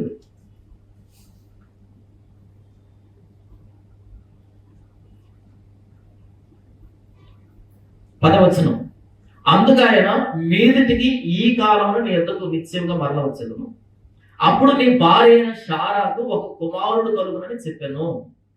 శారా ఆయన వెనక ఉండిన గుడారము ద్వారము వినుచుండెను, చూడట్లేదు, వింటుంది. ఇంతకు ఎవరు వచ్చారు, ఏం మాట్లాడుకుంటున్నారు? ఈ గోడకు చివరానించడం అన్నది వీళ్ళకి బాగా తెలిసిన విద్య కదా. మనం అనుకుంటాం కదా, ఏం పట్టించుకోలేదు వీళ్ళు, వీళ్ళ పనులు బిజీగా ఉన్నారని. అంత గుర్తునే మొత్తం చివరి ఇక్కడే ఉంటాయి కదా. చాలా సీరియస్ గా ఎవరిని పట్టించుకున్నట్టు తిరుగుతుంటారు, మొత్తం చివరిని అక్కడ పెట్టేసి తిరుగుతుంటారు. గుడారం ద్వారా అలా వింటుంది, ఇంతకీ ఏం మాట్లాడుకున్నారు వీళ్ళు? 11వ వచనం, అబ్రహామును శారాయును బహుకాలం గడిచిన వృద్ధులై ఉండేది, స్త్రీ ధర్మము శారాకు నిలిచిపోయెను. కనుక శారా, నేను బలము ముడిగిన దానినైన తరువాత నాకు సుఖము కలుగన, నా యజమానుడును వృద్ధుడై ఉన్నాడు కదా అని తనలో నవ్వుకొనెను.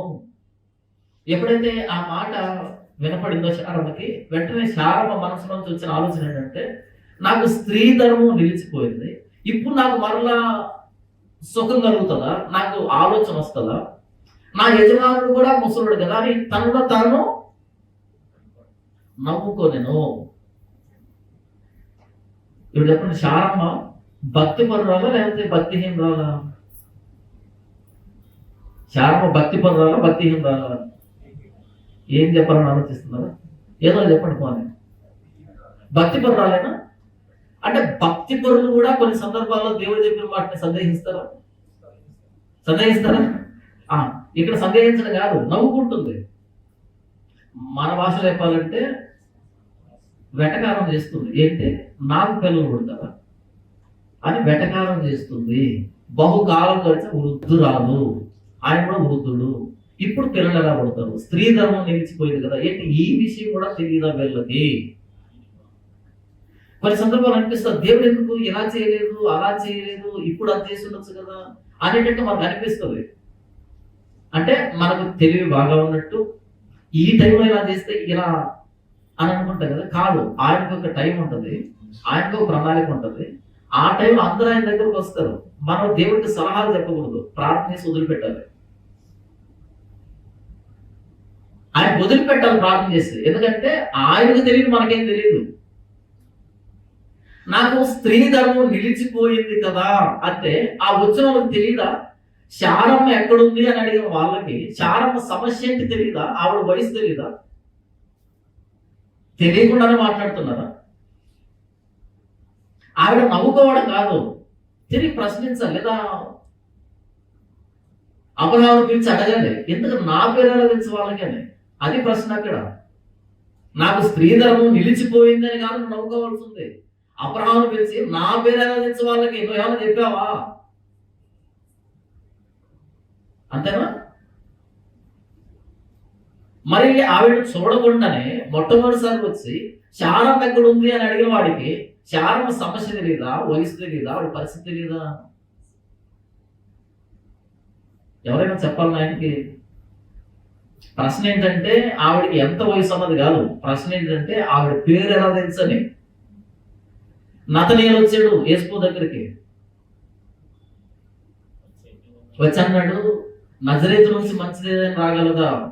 యేసు అన్నాడు, ఇతడు నిజంగా ఇశ్రాయేలీయుడు, ఏ కపటం లేదు ఈ వ్యక్తిలో. నా క్యారెక్టర్ ఎంత బాగా చెప్పావు, ఎలా తెలుసు నీకంటే నువ్వు ఇప్పుడు వస్తే నేను చూసి మాట్లాడటం లేదు, ఆ అందరూ చెట్టు కింద నాకు అప్పుడు తెలుసు, అప్పటి నుంచి తెలుసు నాకు. ఆశ్చర్యపోయారు వాళ్ళు, ఏంటి అందరూ చెట్టు కింద ఉన్నప్పుడే చూసావంటే ఇంతకంటే గొప్ప విషయాలు చూస్తారు. మనిషి కుమారుడి మీద దూతలు ఎక్కి వెళ్ళడం, దిగి రావడం, యాకోబు కలగన్నటువంటి నిత్యం నేనే అనేది చూస్తారు మీరు భవిష్యత్తులో. ఆయన నా పేరు తెలుసు అంటే నా సమస్యలన్నీ తెలుసు అని అర్థం. ఆయన నా పేరు తెలుసు అంటే సమస్యలన్నీ తెలుసు అని అర్థం. ఇక మనం ఇంపాసిబిలిటీ అని చెప్పకూడదు, ప్రభు ఇదేలా జరుగుతుంది, నేను వృద్ధురాలి కదా, నాకు గర్భం ఉడిగింది కదా, ఇవన్నీ చెప్పొద్దు. ఇక నీ పేరు చెప్పాడంటే నువ్వు తెలుసు ఆయనకి. ఇప్పుడు శారమ్మ కాదు నవ్వుకోవాల్సింది, ఈయన నవ్వుకోవాలి. ఓ పిచ్చి శారమ్మ,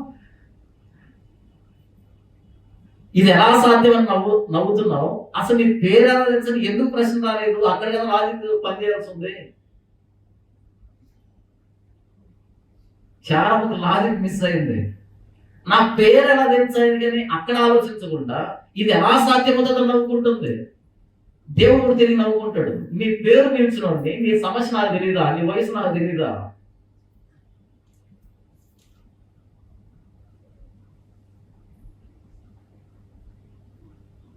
పదమూడవ వచనం, అంతటి యెహోవా అబ్రహాముతో, వృద్ధురాలనైన నేను నిశ్చయముగా ప్రసవించదనా అని శారా నవ్వనేలా? వృద్ధురాలనైన నేను నిశ్చయంగా ప్రసవిస్తానా అని శారా నవ్వనేలా? ఎందుకు నవ్వుతుంది? ఎలా నవ్వుతుంది? అసలు రీజన్ ఏంటి నవ్వడానికి? మనుషులు ఏదైనా స్టేట్మెంట్ ఇచ్చినప్పుడు నవ్వుకుందాం, కానీ దేవుడు స్టేట్మెంట్ ఇస్తే నవ్వకూడదు, దానికి హామీ అని చెప్పి మౌనం వహించాలంతే. ఎందుకని? ఆయన మాట ఇచ్చాడు అంటే జరుగుతుంది. అది 14వ వచనం, యెహోవాకు అసాధ్యమైనది ఏదైనా ఉన్నదా? ఈ ప్రశ్న ఈ భాగానికి గుండె. యెహోవాకు అసాధ్యమైనది ఏదైనా ఉన్నదా? దీన్ని ఎంత గలీజ్ చేసామంట మనం. ఎక్కడెక్కడ వాడతామంటే ఎక్కడ వాడకూడదు అక్కడల్లా వాడతాం. అసలు ఇక్కడ వాడినటువంటి సందర్భం ఏంటంటే వృద్ధురాలైన శారా విషయంలో, ఆవిడ గర్భాన్ని తెరిచే విషయంలో, అది ప్రపంచాన్ని మార్చబోయేటువంటి సంఘటన. ఆవిడ గర్భం తెరవడం అన్నది దేనికి వాడుకుంటాం మనం? అప్పులకి, మోకాల నొప్పులకి, కడుపులో గడ్డలకి. అది ఏం సంబంధం? బైబిల్ ఏదైనా వచ్చినప్పుడు ఉంటే అలా లాగేసుకోకండి, అలా ఊరు చేసుకోకండి. నేను చిన్నతనంలో ఉన్నప్పుడు సండే స్కూల్లో పాట నేర్పించేవాళ్ళు. అందరు బైబిల్ పైకెత్తాలి. బైబిల్ పల్లవి పడుతుందని, బైబిల్కి ఏ పల్లవి పడుతుంది కానీ పుట్టించాను, బైబిల్ పల్లవి పడుతుంది ఎత్తుపట్టుకొని గ్రంథ వాగ్దానములన్నీ నావే, ప్రతి అధ్యాయము. మీకు తెలియదు ఆ పాట? గ్రంథ వాగ్దానములన్నీ నావే, ప్రతి అధ్యాయం వరుస వచ్చినము, ప్రతి అధ్యాయంలో ప్రతి వచ్చిన అన్ని నావే, అన్ని నావే. ఎవరు రాశారు ఆ పాట? అన్ని కావాలి, అలా తీసుకోకూడదు. అవి ఒక మెడికల్ షాప్లోకి వెళ్ళి ఇందులో మెడిసిన్స్ అన్ని అవి అంటాం, అది పిచ్చితనం. అది అందులో మెడిసిన్స్ కావు, అన్ని వేసుకున్నాం ఏమవుతుంది? పోతాము, వేసుకోకూడదు. అందులో కొన్ని మాత్రమే, అవి కూడా మీ జబ్బు ఏంటి, ఆ జబ్బుకి ఏంటి అని ఇవ్వాలి. ఉత్తుత్తరం వేసుకోకూడదు, పోతావు. మరి బైబిల్ పట్టుకొని ప్రతి అధ్యాయం నాదే, ప్రతి వచనం నాదే, గ్రంథ వాగ్దానాన్ని నావే అంటే నీకెప్పుడు వాగ్దానం చేశాడు ఆయన? నీకెప్పుడు వాగ్దానం చేశాడు? అదేంటంటే వాళ్ళు చేస్తాబట్టి బాగా చేస్తాబట్ట వేరు వేరు, వాళ్ళది వేరే మీది వేరే. నీకేదైనా చేసింటే చెప్పి మాట్లాడుకుందాం. గుట్టిగా బైబిల్ని అన్వయించుకోకూడదు.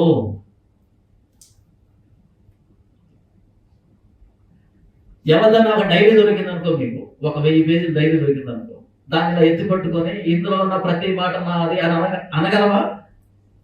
అంటావా? అనకూడదు. ఎందుకని? అందులో ఏం రాశాడో, ఎన్ని అప్పులు ఉన్నాయో, ఎన్ని సమస్యలు ఉన్నాయో, ఎన్ని ఇబ్బందులు ఉన్నాయో, ఎన్ని కమిట్మెంట్ ఉన్నాయో అవన్నీ నాకెందుకు అవుతాయి? చదివి నీకు ఏమైనా అర్థమైతే అర్థం చేసుకో, అంతే తప్ప మొత్తం అంతా నాదే నీకు దొరికిందని అని అనకూడదు. తెలివి తక్కువది. అలాగే బైబిల్ ఉన్న ప్రతిదీ నాకు సంబంధించింది కాదు. కొన్ని నీకు బోధించడానికి పనికి వస్తాయి, కొన్ని చరిత్ర తెలుసుకోవడానికి పనికి వస్తాయి, కొన్ని దేవుని క్యారెక్టర్ అర్థం చేసుకోవడానికి వస్తాయి. అన్ని నీకు కాదు. ఎందుకు చెప్పిన ఇదంతా అంటే, యెహోవాకు అసాధ్యమైనది ఏదైనా ఉన్నదా అంటే ఆ చెప్పిన సందర్భం చాలా శ్రేష్టమైంది. ఈరోజు దాన్ని పట్టుకొచ్చి దేనికి వాడుకుంటున్నావు? చిన్న చిన్న వాటికి వాడుకుంటున్నావు. అలా వాడకూడదు. దాన్ని ఏదైనా మాట్లాడతారు. అదేలా అన్నా అంటే, యెహోవాకు అసాధ్యమైనది ఏదైనా ఉన్నదా ఏంటి? దీనికి దానికి సంబంధం ఏంటి? ఏ ప్రిపరేషన్ ఉండదు, ఏ సిద్ధపాటు ఉండదు. ఎలా జరుగుతుంది ఇదంటే, యెహోవా ఈరే బ్రదర్ అంటారు. అంటే యెహోవా చూసుకుంటాడంట. నువ్వెప్పుడు మోరే పర్వతం మీదకి ఎక్కావు, నువ్వెప్పుడు ఇస్సాకు బలిపీఠం మీద పెట్టావు, నువ్వెప్పుడు కత్తెత్తావు, నీకెందుకు యెహోవా ఈరే వర్తిస్తుంది? నువ్వు సోమరిపోతువి, నీకెలా వర్తిస్తుంది? యెహోవా ఈరే అనాలంటే బలిపీఠం కట్టి ఉండాలి, దాని మీద కొడుకుని పడుకోబెట్టి ఉండాలి, కత్తెత్తి ఉండాలి. అప్పుడు చెప్పాలి యెహోవా ఈరే అని. ఏ సిద్ధపాటు, ఏ ప్రిపరేషన్ ఉండదు. పుసుకుని యెహోవా ఈరే, యెహోవా చూసుకుంటాడు. ఏ తోట అయినా ఎందుకు చూస్తాడు ఆయన? నువ్వు చూస్తే కదా. నీకు ఒక్కడై ఉన్న నీ కుమారుడిని తీసుకుని వచ్చి ఆ మోరే పర్వతం బలి అర్పించు అంటే ఇంట్లో భార్య కూడా చెప్పకుండా వచ్చాడు అర్పించడానికి. అలాంటోడు యెహోవా ఈరే అంటే అందంగా ఉంటది, దానికి సార్థకత ఉంటది. మనం ఏం చేసామో యెహోవా ఈరే అంటాం అంటే మాత్రం నెరవేరుతుందా? నెరవేరుతుంది. కాబట్టి యెహోవాకు అసాధ్యమైనది ఏదైనా ఉన్నదా అంటే ఆ సందర్భం ఏంటి, ఈ రోజు మనం దాన్ని వాడుతున్న సందర్భం ఏంటి, రెండింటిని బేరీజ్ వేసుకోవాలి. మా ప్రాంతంలో ఒకసారి ఒక మీటింగ్ జరిగింది. ఏంటంటే స్వస్థత ఉజ్జీవ సభ. ఏంటది? స్వస్థత ఉజ్జీవ సభ. ఆయనకు చేయి పెడితే అన్ని స్వస్థతలు జరుగుతాయి. ఆయనకు మైక్ తీసుకుంటే అందరూ టప్పి కింద పడిపోతుంటారు. పరిశుద్ధాత్మ సంచరిస్తుంటాడు. ఇక ఆ స్పెషల్ ఎఫెక్ట్స్ తెలుసు కదా మనకి ఎలా ఉంటాయి. విషయం ఏంటంటే, ఆయన వేదిక ఎక్కాలంటే బీపీ టాబ్లెట్ వేసుకుని ఎక్కాలి, లేకపోతే పడిపోతాడు ఆయన. విషయం ఏంటంటే ఆయనకు బైపాస్ సర్జరీ అయింది. విషయం ఏంటంటే లారీ అద్దాలు ఉన్నట్టుంటాయి ముఖం మీద, సగం ముఖం అద్దాలు కవర్ అయిపోతుంది ఆయనకి. ఈ సైజు ఉంటుంది. ఈయన వచ్చి వేదిక మీద ఏం చేస్తాడు? అందరికీ స్వస్థత ఇస్తుంటాడు. మరి ఈయనకి ఎవరు ఇవ్వాలి? మనం కూడా ఏం పట్టించుకోలేదు. అలా వేదిక ఎక్కి నేను వింటున్నాం. వేదిక ఎక్కడం ఆయన మైక్ తీసుకోవడం ఆది కాండము 18వ అధ్యాయము 14 వచనం అన్నాడు. ఆ ఆడియన్స్ లో మైక్ ఇచ్చారు ఒక ఆవిడే వచ్చిన చదువుతుంది ఆయన చెప్పినప్పుడు. ఆవిడ చాలా అందంగా చదివింది దాన్ని. యెహోవాకు అసాధ్యమైనది ఏదైనా ఉన్నదా అని. అంటే ట్రైనింగ్ ఇదంతానే 2 సార్లు చదివించి ఈ వాక్యాన్ని ఎంతమంది నమ్ముతున్నారు అని అడిగాడు. నమ్మకపోయిన ఎంత అవుతారు? ఫార్మాలిటీగానే వెళ్తారు, వేరే ఆప్షన్ లేదు. కొన్ని ఆప్షన్స్ ఎలాగో ఉంటాయంటే ఇష్టం లేకుండా చేయాలి వాటిని. అందరు చేతులు ఎత్తారు. అంతే, వచ్చిన 2 సార్లు చదివించాడు. ఎంతమంది నమ్ముతారంటే చేతులు ఎత్తారు. అదే ప్రసంగం. ఎవరెవరైతే అనారోగ్యంగా ఉన్నారో ఇలా నడుచుకుంటూ వేదిక దగ్గరికి రావాలి. వేదిక దగ్గరికి ఇలా వచ్చారు. ఇక్కడ ఏమైనా చేస్తాను అనుకున్నా, ఇక్కడ ఏం చేయలే. ఇలా నడుచుకుంటూ వెళ్ళి మీరు కూర్చోవాలి అంతే. ఇలా నడుచుకుంటూ వచ్చారు, ఇలా నడుచుకుంటూ వెళ్ళి అలా కూర్చున్నారు.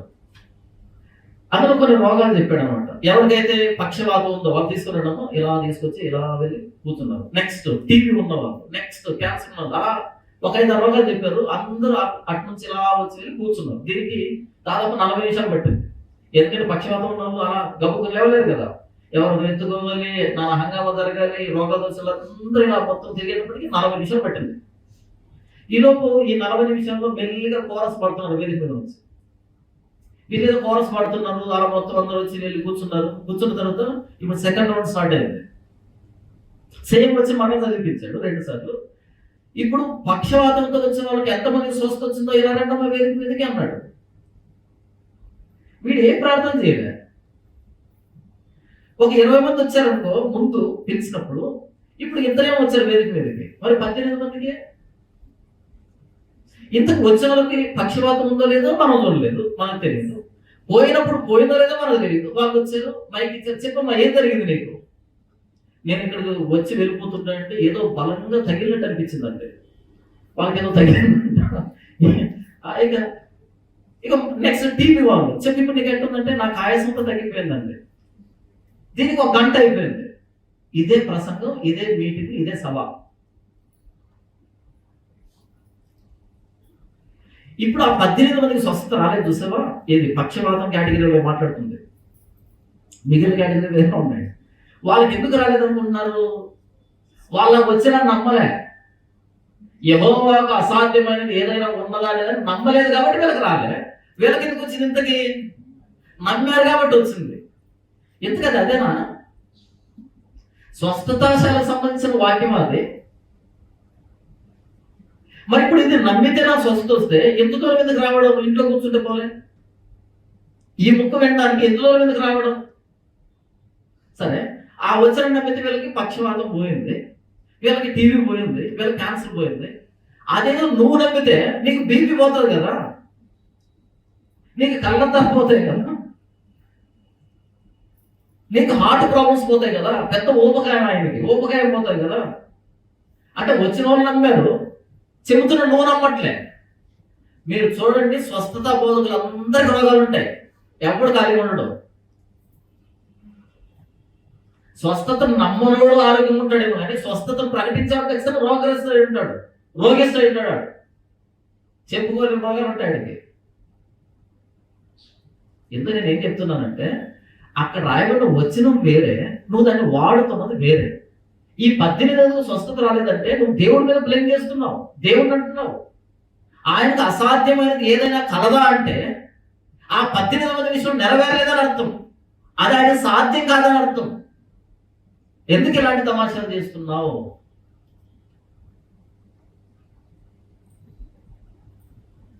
అడుగుతున్నాడు. చారమ్మా, నవ్వుకున్నావు కదా, నేను వృద్ధురాలని, నా గర్భం ఉడిగింది అని అనుకుంటున్నా కదా.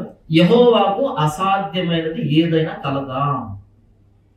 సమాధానం ఏంటంటే ఆయనకు అసాధ్యమైనది ఏది లేదు. మనం దేన్నైతే అసాధ్యం అనుకుంటామో అది దేవుడు అద్భుతం చేయడానికి అనుకూలమైన సమయం, అనుకూలమైన సందర్భం. మనకు సాధ్యమైన దాన్ని దేవుడు చేసే దాన్ని అద్భుతం అని అనరు. మనకు సాధ్యమైన దేవుడు చేశాడనుకో దాన్ని అద్భుతం అంటారు. మనకు అసాధ్యమైన దాన్ని ఆయన చేసినప్పుడే అద్భుతం అని పిలుస్తారు.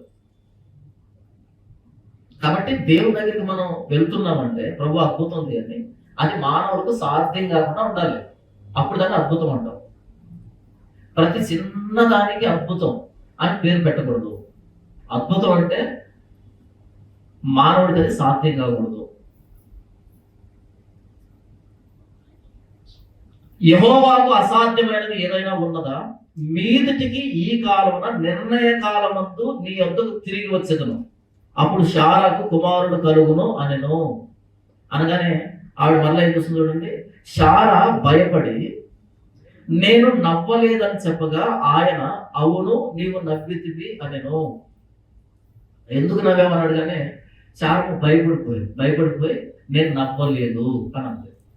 ఇది ఏదైనా తోట నుంచి మానవుడికి ఉన్నటువంటి లక్ష్యం. అదేంటంటే పాపం చేస్తాం, దేవుడిని నమ్మం. వాళ్ళు కూడా అదొక పండు ఎందుకు తిన్నారు? దేవుడు ఏం చెప్పాడు? మీకు ఆ పండు తింటే నిశ్చయంగా చనిపోతామని చెప్పాడు.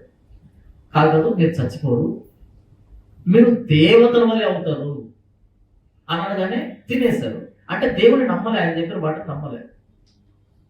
మీరు చావలే చావాలన్నదాన్ని నమ్మారు అంటే మీరు చచ్చిపోతారన్నది నమ్మలేదని అర్థం. తినేశారు. దేవుడు వచ్చి అడిగాడు, ఆదాము ఎక్కడున్నావు? నీకు దిగంబరుడు అని తెలియజేసిన వాడేవాడు ఎంతకి? నీకెలా తెలుసు ఆ విషయం? అడిగాడు, ఎందుకు తిన్నావు? అవ్వ వేస్తే తిన్నాను. ఎందుకు ఇచ్చావంటే సర్పం నన్ను మోసుకొచ్చింది. స్ట్రైట్ గా చెప్పొచ్చు కదా, తప్పు అయిపోయిందని చెప్పొచ్చు కదా. ఆ రోజు నుంచి భయపడి, ఎక్కడున్నావు ఆదామంటే నేను భయపడి దాక్కున్నాను. ఎందుకు భయం వచ్చింది? దేవుడు చెప్పిన దాన్ని నమ్మలేదు కాబట్టి ఆయన ఎలా రెస్పాండ్ అవుతాడు, ఏం మాట్లాడతాడు, దాన్ని ఫేస్ చేయడం చేతగాలి, దాన్ని ఎదుర్కోవడం చేతగాలి. కాబట్టి తప్పించుకున్న దానికి నేను నమ్మలేదు. ఎందుకు ఆవిడ నవ్విందని వీళ్ళకెలా తెలుసు? వీళ్ళు ఇటువైపు పోతున్నారు, ఆవిడ అటువైపు ఉంది. అది కూడా అనుకుంది, మనసులో అనుకుని నవ్వుకుంటుంది. ఆవిడ ఎందుకు నవ్వుకుంటుందో ఇటువైపు ఉన్న వ్యక్తులకు ఎలా తెలుసు?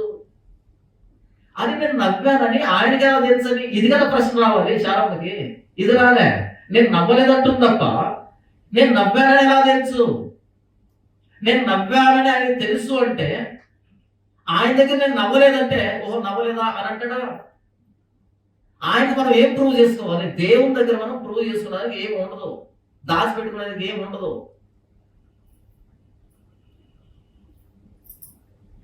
శారమ్మ అమాయకంగా ప్రవర్తిస్తూ మనసులో తెలివిగా ప్రవర్తించినట్టుగా. ఈరోజు చాలా మంది సైన్స్ ని విపరీతంగా అభిమానిస్తూ బైబిల్ పట్టుకున్నారు సైన్స్ జరిగినట్టుగా, లేదా బైబిల్లో సైన్స్ కు వ్యతిరేకమైన సందర్భాలు ఉన్నాయన్నట్టుగా విపరీతంగా మాట్లాడుతుంటారు కదా.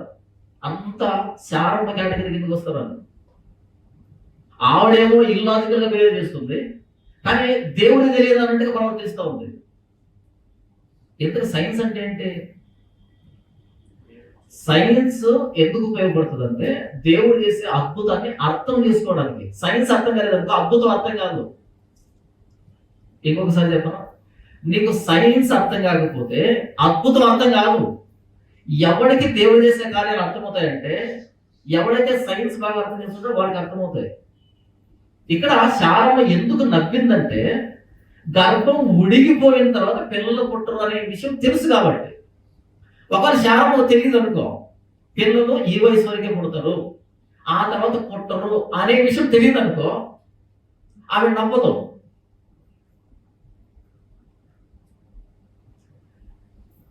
ఏదైనా ఒక జోక్ వేస్తామనుకో, మీరు పుసుకుని నవ్వారనుకో, దాని అర్థం ఏంటి తెలుసా? జోక్ కి ఎంత త్వరగా రెస్పాండ్ అవుతారో అంత తెలివైన వాళ్ళు మీరు. మీ బ్రెయిన్ అంత స్టాప్ గా పనిచేస్తుంది. కొంతమంది ఉంటారు, ఇప్పుడు జోక్ వేస్తే రేపు పొద్దున్న నవ్వుకుంటారు, అది అప్పుడు పెరుగుతుంది, చాలా స్లోగా పెరుగుతుంది. కొంతమంది చెప్తూ ఉండగా నవ్వేస్తారు, ఎందుకంటే అప్పటికే ప్రాసెస్ చాలా స్పీడ్ వెళ్ళిపోయింది. సెన్స్ ఆఫ్ హ్యూమర్ అంటారు దాన్ని. ఎందుకు నవ్వే తెలుసా? నేను ఎంతమంది చెప్పాను కదా, గోపుకొని గోర్లు అరిగిపోతున్నాయి కానీ ఈయన టాబ్లెట్ రాశాడు, దేనికి రాశాడంట? గోర్లు పెరగడానికి. ఎందుకు నవ్వచ్చు మీకు? దాంట్లో ఏముందో నవ్వేది? ఎందుకంటే అక్కడ ఏ టాబ్లెట్ రాయాలో తెలుసు కాబట్టి అది రాయకుండా కూడా రాసేటప్పుడు నవ్వు వచ్చింది. వీడు వెళ్ళిన సమస్య ఏంటంటే దురద, దానికి ఏం రాయాలి, దురద తగ్గినట్టు రాయాలి. ఇది తెలియకపోతే, ఈ ఫ్యాక్ట్ తెలియకపోతే వీడు గోరు పెరిగేదని రాశాడు కదా, ఇది జోక్ అనే విషయం అర్థం కాదు. వీడు మిస్ అయ్యాడు పాయింట్ అది అర్థం కాదు. పాయింట్ మిస్ అయ్యాడని తెలిసినప్పుడే మనం నవ్వు వస్తుంది, ఇది కాదు కదా అని. నీకు ఈ ఫ్యాక్ట్ తెలియకపోతే ఈ డిస్ట్రాక్షన్ అనేది తెలియదు, అంతేనా? నీకు సైన్స్ తెలియకపోతే అద్భుతం అనేది అర్థం కాదు.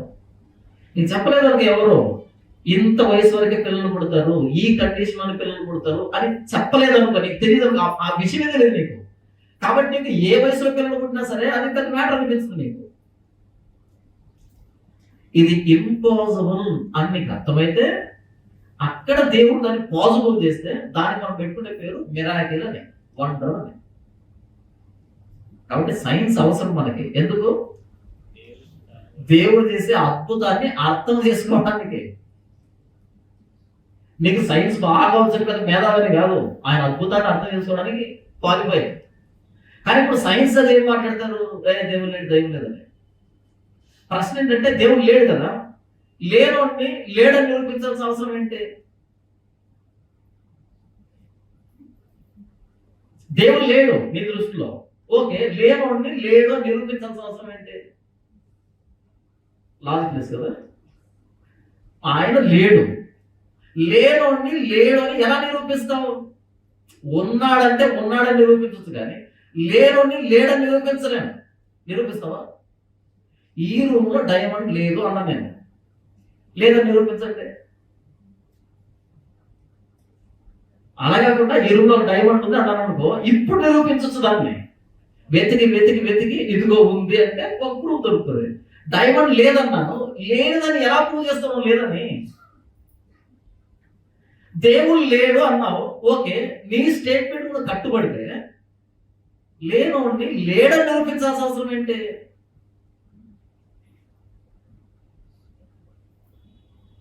మళ్ళీ మనల్ని ఏమంటారు తెలుసా? ఉంటే చూపించి చూద్దాం అప్పుడు నమ్ముతా. ఫస్ట్ ఆఫ్ ఆల్ ఆయన ఉన్నాడా లేదా క్లారిఫై చేసుకో. నేను ఉన్నాడని నిరూపిస్తే నువ్వు నమ్మడం ఏంటంటే నీకు క్లారిటీ లేదా లేడని. నీకు లేడని క్లారిటీ లేదు కాబట్టి ఉంటే నమ్మదామని ఇష్టపడుతున్నావు. అంటే అప్పుడు దేవుడు లేడని అర్థం కాదు, ఉన్నాడో లేడో తెలియదని అర్థం నీకు. కాబట్టి ఉచితమైన స్టేట్మెంట్ పాస్ నీకు. ఉంటే చూపించు అప్పుడు నమ్ముతా అంటే నీకు ఆయన ఉన్నాడో లేదా గ్యారంటీ లేదు. నీకు గ్యారంటీ ఉంటే నేను చూపించడం అంటే అది పాసిబుల్ కాదు. అది అంటారు కదా, చదువుకోకముందు కాకరకాయ, చదువుకున్న తర్వాత అలా తయారైన వ్యవహారం ఇక్కడ. చదువుకోకముందు కాకరకాయ, బాగా చదువుకున్న దేవుడు లేడంట. ఎక్కడ రాశారు? సైన్స్ పుస్తకాలు. ఏ సైన్స్ పుస్తకంలో దేవుడు లేడని రాసి చెప్పు అన్నమాట. ఏ సైన్స్ పుస్తకంలో ఏ టాపిక్ లో ఏ లైన్ లో దేవుడు లేడనే ఎక్స్పెరిమెంట్ చేసి దాన్ని నిరూపించా చెప్పు. ఎవ్వడు దేవుడి మీద ఇప్పటి వరకు ఎక్స్పెరిమెంట్ చేయలేదు. ఆయన టెస్ట్ ట్యూబ్ లో బట్టి చిన్న పదార్థం కాదు, టెలిస్కోప్ లో కనిపించేంత చిన్న పదార్థం కదా, పదార్థం కదా ఆయన నిరూపించేదానికి. ఆయన ఎలా నిరూపిస్తావు? సైన్స్ అంటే స్టేట్మెంట్లు ఇవ్వకూడదు, సైన్స్ కి ఆధారం కావాలి, నిరూపణలు కావాలి, ఎక్స్పెరిమెంట్లు కావాలి. దేవుడి మీద ఎక్స్పెరిమెంట్ ఎలా చేస్తావు? ఆయన ఎక్స్పెరిమెంట్కి అందదు కదా. ఎక్స్పెరిమెంట్కి అందకపోతే ఎక్స్పెరిమెంట్ లో తీసుకొచ్చి ఎలా నువ్వు కన్ఫర్మ్ చేస్తావు ఆయన్ని? అంటే నీకు సైన్స్ కూడా ఎక్కలేదని అర్థం. ఎవడైనా దేవుడు లేడని ఆర్గ్యుమెంట్ చేస్తున్నా అంటే అలా నవ్వుకోండి. చార్లెస్ చార్లెస్ చూస్తాం కదా మనం, అలా నవ్వుకోవాలి. ఏం అర్థం కలగాలండి. ఒరే సైన్స్ లో దేవుడు అనేవి ఎలా ప్రూవ్ చేస్తావు? నేను లాజిక్ తో ప్రూవ్ చేస్తాను. సారీ, లాజిక్ అయినా సైన్స్ కాదు, ఎక్స్పెరిమెంట్ కిందకి రాదు అది.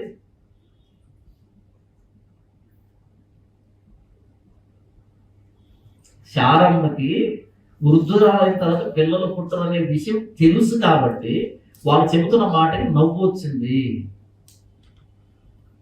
ఇప్పుడు శారమ్మ గారు నవ్వాల్సింది. శారమ్మ నవ్వే తగ్గట్టు ముందు మీరు నవ్వాలి. శారమ్మ, నీ పేరు మాకేమైనా చెప్పావా? లేదు కదా. మరి శారమ్మ ఎక్కడుందని అడిగాను అంటే మరి నీ సమస్య నాకు తెలుసా తెలీదా? నువ్వు దీని మీద చేసి ఇంకో దాన్ని నవ్వుతున్నావు అంటే ఏమనాలి నిన్ను?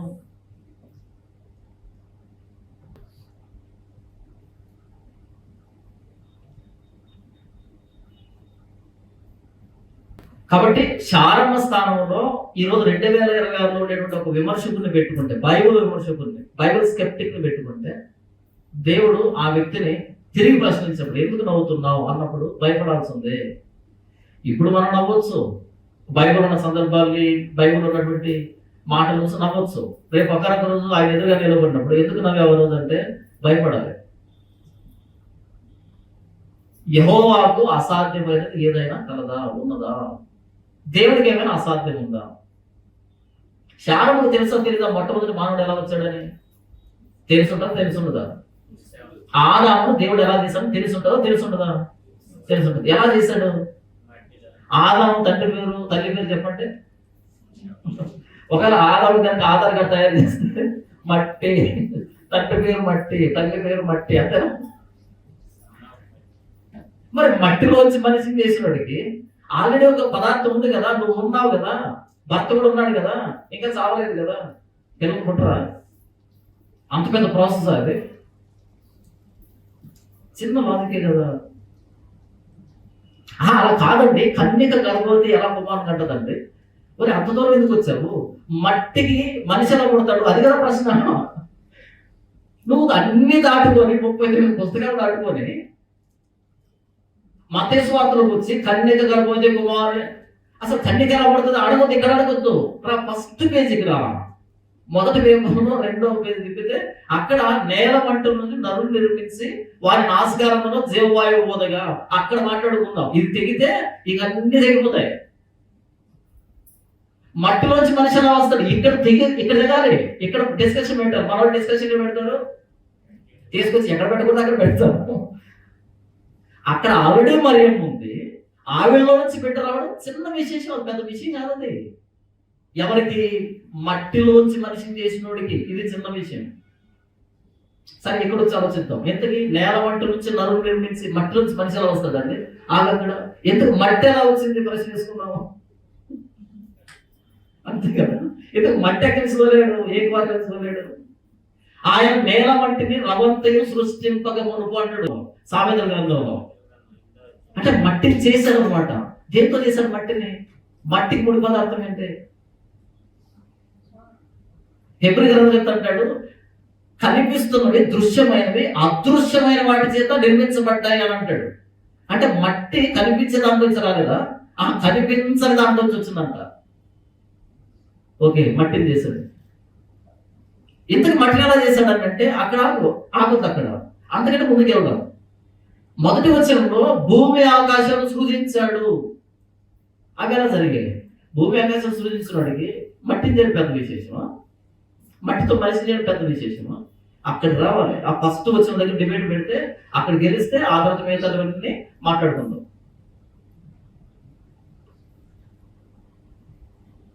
అంటే ఎక్కడ వాదించాలో, ఎలా వాదించాలో కూడా తెలియనంత ఈరోజు మనకు సైన్స్ చెప్పేంత గొప్ప. సైన్స్ అనేది దేవుడు చేసే అద్భుతాన్ని అర్థం చేసుకోవడానికి పనికి వచ్చేది తప్ప అంతమించి పనికి రాదు. మన దగ్గర ఒక టెలిస్కోప్ ఉందనుకో, టెలిస్కోప్ లో చూస్తే ఏం కనపడుతుంది? గ్రహాలు, ఈ గ్యాలక్సీలో కనపడతాయి కదా. ఇప్పుడు చెప్పండి, టెలిస్కోప్ గొప్పదా, యూనివర్స్ గొప్పదా? టెలిస్కోప్ గొప్పది కదా. అంటే మన తెలివంతా ఉపయోగించి యూనివర్స్ చూడటానికి నేర్చుకున్నాం తప్ప యూనివర్స్ క్రియేట్ చేయడం మనం. ఈ టెలిస్కోప్ తయారు చేసిన పెద్ద సైంటిస్ట్ అయితే మరి యూనివర్స్ చేసినోడు ఎవరు? ఆయన లేడంట. ఏది? టెలిస్కోప్ లో చూస్తున్నటువంటి యూనివర్స్ చేసినోడు లేడంట, కానీ టెలిస్కోప్ కనిపెట్టాడు మాత్రం ఉన్నాడంట. ఇది ఎక్కడ లాజిక్? కాబట్టి సైన్స్ అనేది టెలిస్కోప్ లాంటిది.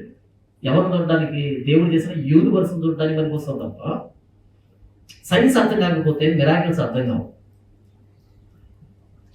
బైబిల్లో యేసు చేసిన అద్భుతాలు ఉన్నాయి. నేను ఎక్స్ప్లెయిన్ చేస్తాను, ఒక ఉదాహరణ ఎక్స్ప్లెయిన్ చేస్తాను అనుకో, మీకు ఒకలాంటి ఇంప్రెషన్ వస్తుంది. దీన్నే పట్టుకొని వెళ్ళి ఈ స్వస్థత బోధకులు ఇచ్చారనుకో, మీకు ఇంకొకలాంటి ఇంప్రెషన్ వస్తుంది. అద్భుతాన్ని ఎవడు ఎక్స్ప్లెయిన్ చేయాలంటే సైన్స్ తెలిసినోడు ఎక్స్ప్లెయిన్ చేయాలి. అప్పుడు దాంట్లో మాధుర్యం బయటకు వస్తుంది. అద్భుతాన్ని ఎక్స్ప్లెయిన్ చేయవలసిన వాడు సైన్స్ తెలిసినోడు. ఈరోజు బైబిల్ ఎవరి చేతుల్లో ఉంది? ఎవరి చేతుల్లో లేదు బైబిల్? చదువు సందేహం చేతిలో ఉంది. అందుకే మనకు బైబిల్లో సందర్భాలు కనబడుతున్నప్పుడు అవేవో మూఢనమ్మకాలు లాగా, అవేవో కట్టుకథల్లాగా అలా అనిపిస్తున్నాయి. అందుకే మనం ఎవరితో వాదించలేము, ఎవరికి రీజన్ చెప్పలేము, ఎవరిని ఒప్పించలేము. ఒక డబ్బడాగా చేస్తాం, ఇది మా విశ్వాసం అండి, అంతే. ఇది మా విశ్వాసం. ఇది నీ విశ్వాసం కాదు. నీ విశ్వాసం కాదు పాయింట్ కాదు ఇక్కడ, అది నిజమా కాదా పాయింట్ ఇక్కడ. నిన్న ఈ విజయవాడ నుంచి కొంతమంది వెళ్తూ ఉన్నారు పుణ్యక్షేత్రానికి, క్రైస్తవ పుణ్యక్షేత్రానికి వెళ్తున్నారు. వెళ్తుంటే ఆపాను. ఎక్కడికి వెళ్తున్నారు అంటే ఏదో చర్చి పేరు చెప్పారు. నేను అడిగాను, ఎందుకు వెళ్తున్నారు? మేము మొక్కుకున్నాం. ఎందుకు మొక్కుకున్నారు? వాళ్ళు చెప్పిన సమాధానం ఏంటి తెలుసా? ఇది మా విశ్వాసం. ఇంకా దానికి సమాధానం లేదు, ఇంకేం మాట్లాడతాము. ఇక రిప్లై లేదు నాకు, అంతే. కార్ స్టార్ట్ తీసుకొచ్చేసాము, మీ సార్ కదా. ఇది నా విశ్వాసం అంటే ఇంకేం మాట్లాడాలి నేను? ఆర్గ్యుమెంటే లేదు అసలు. ఓకే, నీకు మూఢభక్తి అనుకో, వదిలిపెట్టి రావడం తప్ప. ఎందుకు వెళ్తున్నావు అంటే అని స్టార్ట్ చేస్తాను, నేను కూడా ఆర్గ్యుమెంట్ చేస్తాను. పాదలు జరుగుతాయి. ఇది నా విశ్వాసం అంటే ఇంక నేనేం చేయాలి? ఇది నీ విశ్వాసం అయితే బైబిల్కి నీకు సంబంధం లేదు. బైబిల్లో ఉన్న ప్రతి వాక్యాన్ని, ప్రతి సందర్భాన్ని డిబేట్ చేయొచ్చు, డిస్కస్ చేయొచ్చు, హేతుబద్ధంగా మాట్లాడచ్చు. మిమ్ములను హేతు అంటే ఏంటి? రీజన్. ఎందుకు మిమ్మల్ని హేతు అడిగే ప్రతి వానికి సాత్వికముతో సమాధానం చెప్పడానికి ఎల్లప్పుడూ సిద్ధంగా ఉండండి. Be prepared. ఎప్పుడు మనం నిద్రలేపి అడిగినా సరే, రీజన్ అడిగినా సరే, మనం ఏం చెప్పాలంట? దైవజనుడిని ప్రశ్నిస్తావా అని అనకూడదంట. అనం సార్, దైవజనుడిని ప్రశ్నిస్తావా? ప్రశ్నించేంత గొప్పడు అయిపోయావా? ఒరే సార్, గొప్పని కాదు కాబట్టి ప్రశ్నిస్తున్నా, గొప్పని తిరిగి ప్రశ్నిస్తాను. నాకు అర్థమవుతుంది కదా. ఇంకోటి అంటే అలా ప్రశ్నలు అడగకూడదు, ప్రార్థన చేసుకుంటే దేవుడు భయపరుస్తాడు. నీకు భయపరిచాడు కదా, చెప్పొచ్చు కదా. మరి టైం వేస్ట్ ఎందుకు? నీకు ఆల్రెడీ భయపరిచాడు కదా, టైం వేస్ట్ ఎందుకు చెప్పొచ్చు కదా. అంటే తప్పించుకునే మార్గాలు ఇవన్నీ. బైబిల్ అనేది హేతుబద్ధమైంది. నా విశ్వాసాన్ని హేతుబద్ధంగా చెప్పలేని రోజు, నా విశ్వాసాన్ని లాజికల్ గా చెప్పలేని రోజు, నా విశ్వాసాన్ని అవతల వ్యక్తికి ఎక్స్ప్లెయిన్ చేయలేని రోజు, వాటిని కన్విన్స్ చేయలేని రోజు నా విశ్వాసం అంధభక్తి అవుతుంది, మూఢనమ్మకం అవుతుంది. మూఢనమ్మకం అవుతుంది. క్రైస్తవ్యం మూఢభక్తి కాదు, హేతుబద్ధమైన భక్తి, రుజువులతో కూడుకున్న భక్తి. క్రీస్తు తిరిగి లేచిన తర్వాత అనేక ప్రమాణాలు చూపించి, అనేక రుజువులు చూపించి, ఉత్తున నమ్మమన్నాడా? ఇటు లేఖనాలు చూపించాడు, ఈ లేఖనాలు నాకు సాక్ష్యం ఇస్తున్నాయని అనేక ప్రమాణాలు చూపించాడు. ఇప్పుడు మీరు నమ్మండి. గుట్టి భక్తి కాదు ఇది. తోమారు పడ్డాడు, నేను నమ్మను. ఆయన వేర్లలో, ఆయన మేకులు గుర్తులో నేను వేలు పెడితే నమ్మను అన్నాడు. ఏమన్నాడు? నన్నే అనుమానిస్తున్నావు అన్నాడు. తోమ దగ్గరికి రా, ఇదిగో నా మేకులు గుర్తులో చేయబెట్టు. అవిశ్వాసం కాక విశ్వాసం తగిలి నిర్ధారణ చేసుకున్నారు వాళ్ళు. ఏసుకో తప్పుపట్టలే.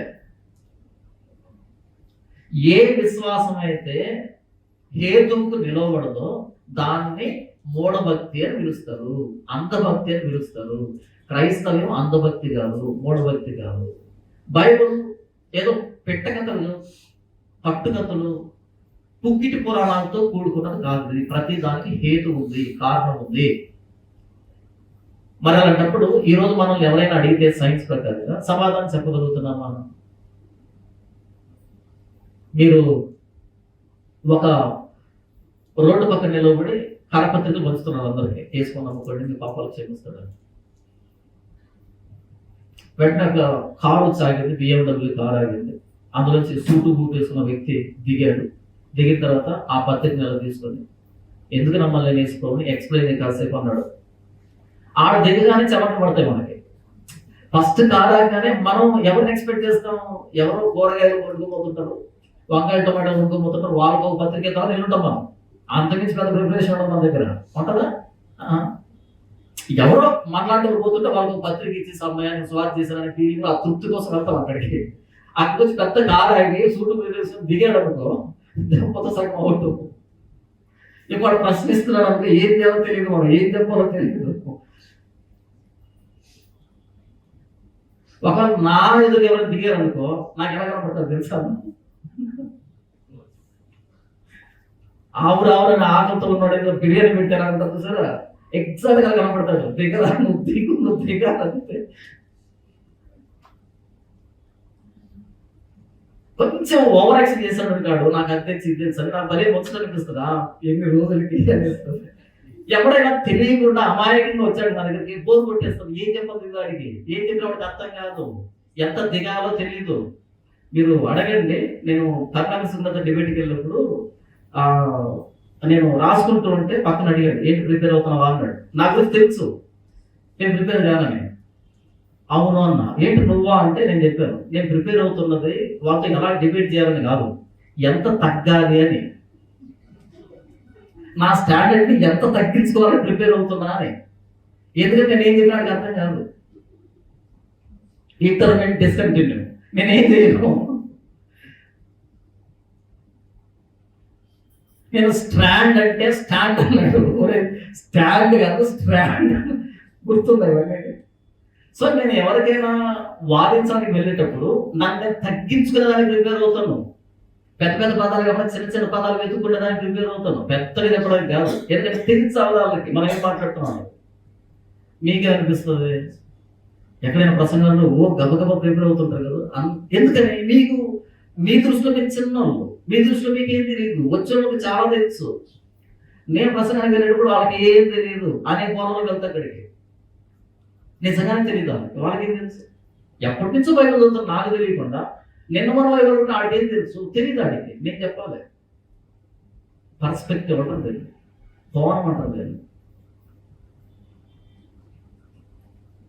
ఏం చెప్పానంటే నేను శారమ్మ దేవుడు చెప్పిన వాటిని నవ్వింది కదా, నవ్వాల్సిన దేవుడు.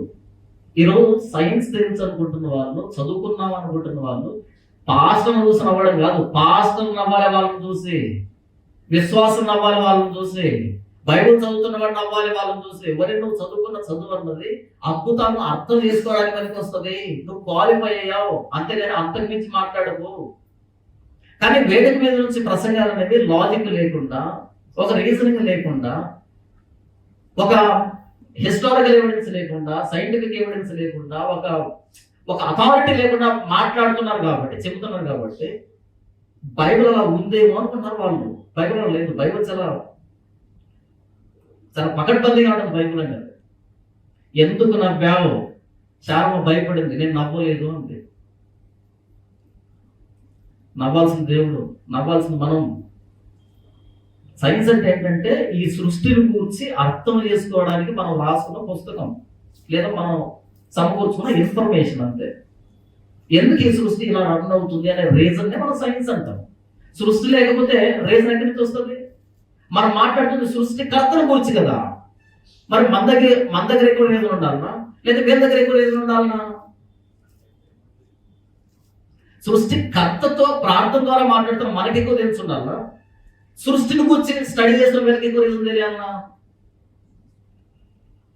చెప్పండి కదా. అబ్రహాము దగ్గర దేవుడు వచ్చాడు, నువ్వు నా స్నేహితుడు అని చెప్పాడు. స్నేహితుడు ఎక్కువ తెలుస్తుందా ఆయన గురించి? పక్కనోడికి ఎక్కువ తెలుస్తుందా? మరి మనకు కదా దేవుడి గురించి తెలియాలి.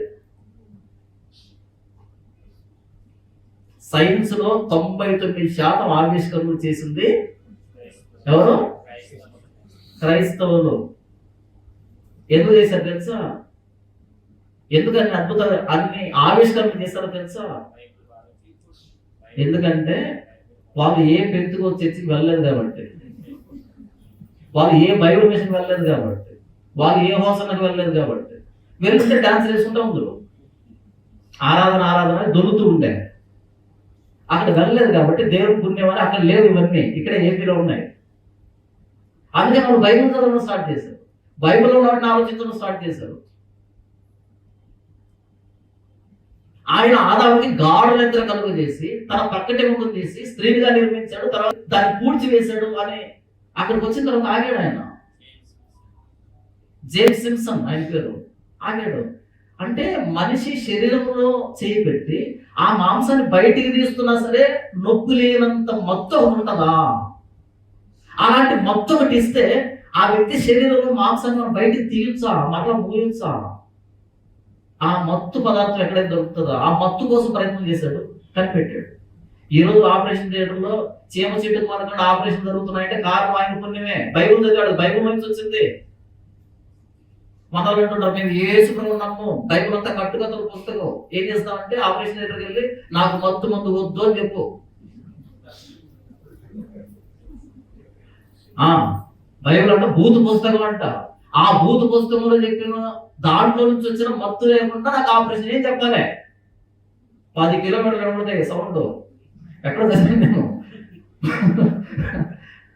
సింహం కాంటేస్తానంట 6 మైళ్ళు కనపడుతుంది అంట. వీడికి ఆపరేషన్ చేస్తే 12 మైళ్ళు గ్యారంటీ. వినపడదా? ఒకప్పుడు మత్తు మందు లేనప్పుడు ఆపరేషన్ థియేటర్ ఎలా ఉండేటంటే ఇక్కడ హాస్పిటల్ ఉంటే ఆపరేషన్ థియేటర్ 5 కిలోమీటర్ల దూరం ఉండేది. ఇప్పుడు ఆపరేషన్ థియేటర్లు ఎక్కడ ఉన్నాయి? మధ్యలో. ఎందుకని? ఏ శబ్దాలు రావు లోపల. అప్పట్లో ఏం చేసేవారంటే మత్తు మందు లేదు కదా, వాటిని 5 కిలోమీటర్ల అవతలు తీసుకుని వెళ్ళి ఇటు నలుగురు మొత్తం బంధించేసి పట్టుకోవాలని. ఎందుకంటే ఒక్కోసారి పోస్తున్నప్పుడల్లా ఆ కేక వినపడి వీళ్ళు హాస్పిటల్ రాకుండా పోతారని, భయపడతారని.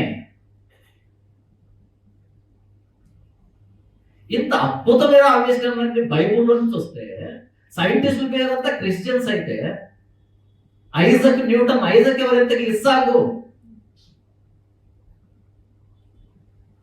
ఆయన యాపిల్ పండు ఎందుకు పడిందని ఆలోచించి రాకెట్ పైకి పంపించాలని కనిపెడితే ఈ రోజు యాపిల్ ప్రాణం తీసుకొని పిల్లలు పుట్టించుకున్నారు. ఇదేం కరం ఇది?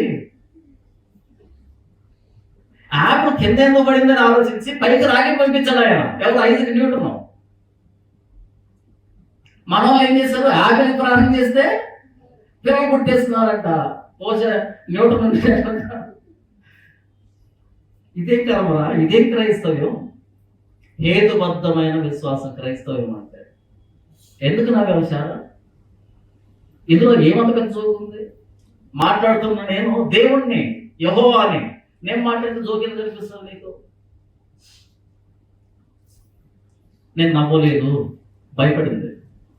నువ్వు నవ్వావని పనిష్మెంట్ ఇవ్వాలి ఆయన. నువ్వు నవ్వావని వదిలిపెట్టేశాడు. ఎందుకో తెలుసా? ఆయన తెలుసు ఆయన మాట్లాడటం మాటలు మనకు చాలా మటుకు అర్థం కావాలి. మనం వాటికి సరిగ్గా రెస్పాండ్ కాలేమని, మన బ్రెయిన్ అంతకు మించి ఆలోచించలేమని ఆయన తెలుసు. కాబట్టి నవ్వావు.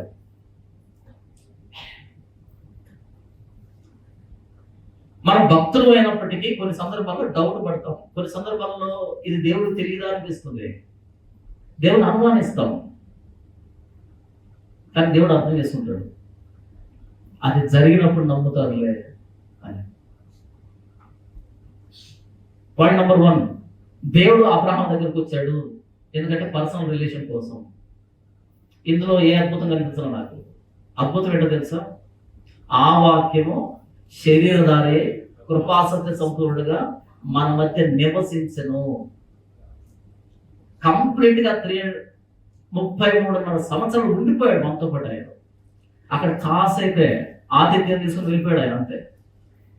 33.5 సంవత్సరాలు మనతో పాటు ఉండిపోయాడు. మనలాంటి వాడిగా ఉండిపోయాడు. మనతో జీవించాడు. మన కోసం ప్రాణం పెట్టాడు. ఇంతకు మించిన సంబంధం, పర్సనల్ రిలేషన్ ఎక్కడ చూస్తాం దేవునితో మనం? అందుకే మనం సాక్ష్యాలు చెప్తాం. దేవుడు నా జీవితంలో ఎలా తీశాడు, అలా తీశాడు. నేను మాట్లాడుకుని వేదిక మీద చెప్పే సాక్ష్యాల గురించి కాదు, నిజంగా జరిగిన వాటి గురించి మాట్లాడుతున్నాం. ఎందుకు మనం సాక్ష్యాలు చెప్తామంటే మనకు ఆయన సంబంధం ఉంది. మనం అడిగాం, ఆయన మొరపెట్టుకున్నాం, ఆయన చేశాడు. ఈ రిలేషన్ చెప్తున్నాం బయట. దేవుడు ఎలా మాట్లాడాడు. ఇంక ఏ జాతి సాక్ష్యం చెప్పరు. ఇంక ఎవరు సాక్ష్యం చెప్పరు. ఇతర క్రైస్తవులు మాట్లాడుకున్నా అంటే దేవుడి గురించి మాట్లాడుకుంటారు. ఆటోమేటిక్గా దేవుడు వచ్చేస్తాడు. ఎందుకు మాట్లాడుతున్నావు? నువ్వు అనుభవించావు కాబట్టి. వాళ్ళు ఎందుకు మాట్లాడటం లేదు? వాళ్ళు అనుభవించాలండి దేవుడిని. ఎందుకంటే మన దేవుడు మనతో సంబంధాన్ని కోరుకునే దేవుడు. ఎంత దగ్గరకు వచ్చాడంటే ఆయన మనతో పాటు ఉండిపోవడానికి వచ్చాడు. యేసు ప్రభు పేరు ఏంటంటే ఇమ్మానుయేలు. ఇమ్మానుయేలు అంటే అర్థం ఏమని? దేవుడు మనకు తోడు. ఎంతవరకు తోడు? ఇదిగో యుగ సమాప్తి వరకు మనతో ఉన్నాడు ఆ క్రీస్తు. ఇప్పుడు ఎక్కడ ఇద్దరు ముగ్గురు కూడి నా నామాన్ని ప్రార్థన చేస్తారు వాళ్ళ మధ్య నేను ఉన్నాడా ఈ క్రీస్తు మనతో? మన క్రీస్తుతో సంబంధంలో ఉన్నాం. రెండవదిగా అక్కడ అబ్రహాము ఆతిథ్యం ఇస్తే స్వీకరించాడు. కానీ ప్రభు యేసుక్రీస్తు తన శరీరాన్ని తన రక్తాన్ని మనకి భోజనంగా ఇచ్చాడు. మీరు కూడి వచ్చిన ప్రతిసారి నన్ను జ్ఞాపకం చేసుకోవడానికి దీన్ని చేయండి. ఆయన వడ్డించాడు. అందుకే క్రీస్తు దగ్గరికి వచ్చిన ప్రతిసారి మనం ఆయన మరణ సమాధి పునరుద్ధాన్ని జ్ఞాపకం చేసుకుంటూ రొట్టె ద్రాక్షరసంలో చేయి వేస్తాం. భోజనం, రిలేషన్షిప్ లోకి వస్తాం ఆయనతో. కానీ మనం అలా తీసుకోం కదా. అదొక సంస్కారం, అదొక ఆచారం. అది తీసుకోకపోతే ఏదో అయిపోతుంది. అది తీసుకునేప్పుడు దశభాగం నుంచి తీసుకోవాలి. మొత్తం మార్చేశాం. క్రీస్తు ఆ రోజు మేడగదిలో వాళ్ళు భోజనాన్ని వడ్డించింది ఆచారంగా కాదు, తినండి తాగండి. ఈరోజు మనం ఒక చిన్న పార్ట్ అన్నమాట. చర్చిలో ఒక చిన్న పార్ట్. అది కూడా ఎక్కడో బైబుల్ బుక్ స్టోర్ ఉంటే అక్కడికి వెళ్తారు, అంత డబ్బా ఇస్తారు. అది 30 రూపాయల డబ్బా, దాంట్లో తెల్లగా బెల్లం ఉంటాయి. అదేముంటుంది? ఇంట్లో తినేటప్పుడు పెద్ద పెద్ద రొట్టెలు వేసుకుని తింటారు. అది నోట్లో పెట్టుకున్నాక అప్పం ఉంటుంది. దాని పేరు అది తెల్లగా ఉంటుంది. నేను అడిగాను ఇది ఎవరు కొట్టారని. అందరూ అదే కొట్టారంట. నేను అడిగాను ఎందుకు కొట్టారు పెట్టంటే వాళ్ళు చేసుకునే టైం ఉంటుందంట. మరి ఇంకా చపాతీ చేసుకునే టైం ఉంటుందా? చర్చిలోకి రొట్టె చేసే టైం లేదంట. ఇంట్లో చపాతీ తింటారు వీళ్ళు. తింటారా? మరి దానికి ఎక్కడ టైం వచ్చింది? మరి కానుక తీసుకునే టైం ఎక్కడి నుంచి వచ్చింది? నీకు డబ్బు ఇచ్చే టైం ఎక్కడి నుంచి వచ్చింది? అది భోజనం, అది సహవాసం. దాన్ని ఆచారంగా మార్చిపడేసాం. తర్వాత దేవుడు శారం ఎక్కడ అని అడుగుతున్నాడు. దేవుడికి మన ప్రతి డీటెయిల్ తెలుసు. నా పేరు తెలుసు, నా డీటెయిల్ ప్రతిదీ తెలుసు, నా సమస్యలన్నీ తెలుసు. నేను ఏడుస్తున్నది తెలుసు, నేను నవ్వుతున్నది తెలుసు, నా ప్రతిదీ తెలుసు. నీ గురించి కూడా తెలుసు. ప్రతి డీటెయిల్ తెలుసు ఆయనకి. నేను నవ్వుతున్నది తెలుసు, నేను ఆయన అనుమానిస్తున్నది తెలుసు, నేను ఏడుస్తున్నది తెలుసు, నా సమస్య తెలుసు, నా వయసు తెలుసు, నా ప్రతిదీ తెలుసు ఆయనకి. ఆకాశ నక్షత్రాలు అన్నింటికి పేరు పెట్టించే దేవుడికి నా పేరు తెలుసు, మీ పేరు కూడా తెలుసు. ఎందుకంటే ఆయన పర్సనల్ గాడ్ కాబట్టి. తర్వాత ఆయన అంటున్నాడు యెహోవాకు అసాధ్యమైనది ఏదైనా కలదా? మనకు అసాధ్యమైన రక్షణని ప్రభు యేసుక్రీస్తు శిలువ ద్వారా మనకి ఇచ్చాడు. తండ్రి సాధ్యమైతే ఏదైనా ఉన్నదా అసాధ్యమైనది అని అడిగిన దేవుడు ఎదుట యేసు మోకరించి నీకు సాధ్యమైతే అని అంటున్నాడు. కాంట్రడిక్షన్ అనిపించట్లేదు మీకు? యెహోవాకు అసాధ్యమైనది ఏదైనా కలదా అన్నటువంటి ఆయన ఎదుట మోకరించి నీకు సాధ్యమైతే, ఏం సాధ్యమైతే? నేను ప్రాణం పెట్టకుండా మానవుడికి రక్షణ సాధ్యమైతే ఈ గిన్నె నా ఎదురు తొలగించు. నేను శిలువ మీద ప్రాణం పెట్టకుండా మానవుడికి రక్షణ సాధ్యమైతే ఈ గిన్నె నా ఎదురు తొలగించు. దేవుడు సమాధానం ఇవ్వలే. నువ్వు ఆ గిన్నెలో త్రాగాల్సిందే అంటే నాకు ఇది సాధ్యం కాదు. నీవు శిలువ మీద ప్రాణం పెట్టకుండా మానవుడిని రక్షించడం నాకు సాధ్యం కాదు. నువ్వు శిలువ మీద ప్రాణం పెట్టాల్సిందే. ఎందుకు సాధ్యం కాదంటే ఆయన న్యాయవంతుడైన దేవుడు. పాపానికి జీతం మరణం. ఆ పాపానికి ప్రాయశ్చిత్తం కలగకుండా పాపాన్ని తీసేయలేడు ఆయన. అది నీ ప్రాణం ప్రాయశ్చిత్తం. అలా ప్రాయశ్చిత్తం చెల్లించే నిన్న తీసే. ఒకవేళ ప్రాయశ్చిత్తం లేకుండా తీసేసాను అనుకో, నేను అన్యాయస్తున్నవుతాను. ఆయన క్యారెక్టర్ ఆయన కోరుకోలేడు. కాబట్టి నీవు చనిపోకుండా మానవుడికి పాప క్షమాపణ సాధ్యం కాదు. అందుకంటాడు క్రీస్తు నేనే మార్గం, సత్యం, జీవం, నా ద్వారా తప్ప ఎవడు తండ్రి వద్దకు రాడు. అడుగుతున్నారు చాలా మంది యేసు ప్రభు ఎలా అంటే యేసు ప్రభువే, ఆయన ద్వారా తప్ప ఇంకెవడు దేవుని దగ్గరకు రాడు. ఎందుకంటే మానవుడి పాప ప్రాయశ్చిత్తం కోసం ప్రాణం పెట్టింది ఆయన మాత్రమే కాబట్టి, దాని ద్వారానే రక్షణ మార్గం సరళమైంది కాబట్టి.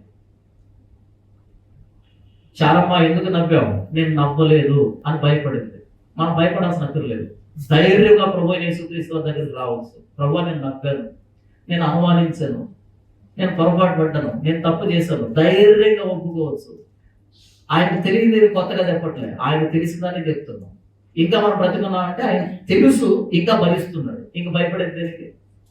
ఇంకా ధైర్యం ఏంటంటే మన బలహీనతలు ఎరిగి మన బలహీనతల కోసం ప్రాణం పెట్టినాడు, ప్రాణం పెట్టేందుకు ప్రేమించినాడు. ఇక భయపడాల్సిన అక్కడంటే ఏదో చేస్తాడని క్షమిస్తాడు, ఇంకొక అవకాశం ఇస్తాడు. ధైర్యంగా ప్రభువైన యేసుక్రీస్తు దగ్గరకు వచ్చి నేను ఇలా అనుకున్నాను, నేను ఇలా ఆలోచించాను, నేను ఇలా తప్పు చేశాను, ప్రతిదీ ధైర్యంగా చెప్పచ్చు. ఎందుకంటే ఆయన అలా 3 గంటలు వెళ్ళిపోయిన దేవుడు కాదు. 3.5 సంవత్సరాలు ఉండి మన కోసం జీవిలో ప్రాణం పెట్టి 3 రోజులు సమాధిలో ఉండి తిరిగి లేచిన దేవుడు. ఎంత ధైర్యం, ఎంత స్నేహం. ఆదికాండం 18వ అధ్యాయం 1 వచనం నుంచి 15 వరకు మనకి ఇస్తున్న సందేశం ఏంటంటే ప్రభువైన యేసుక్రీస్తు పర్సనల్ గాడ్, మన వ్యక్తిగతమైన దేవుడు. ఆ సృష్టికర్త అయిన దేవుడు మానవాకారం వచ్చి మనతో ఉండి మన స్నేహితులను పిలిచాడు, మన కోసం ప్రాణం పెట్టాడు. తన స్నేహితుల వరకు ప్రాణం పెట్టు వారికంటే ఎక్కువైన ప్రేమ గలవాడు ఎవడు? ప్రాణం పెట్టాడు. ఇంతకు మించిన స్నేహితుడు, ప్రాణం పెట్టేంత స్నేహితుడు క్రీస్తు మనకుండగా మనకు భయం అక్కర్లేదు. మనం ప్రతీదీ ఒప్పుకోవచ్చు, ఆయన ప్రతీదీ సాధ్యమే. దేవుడి వాక్యం దీవించిన గాక. ఆమేన్.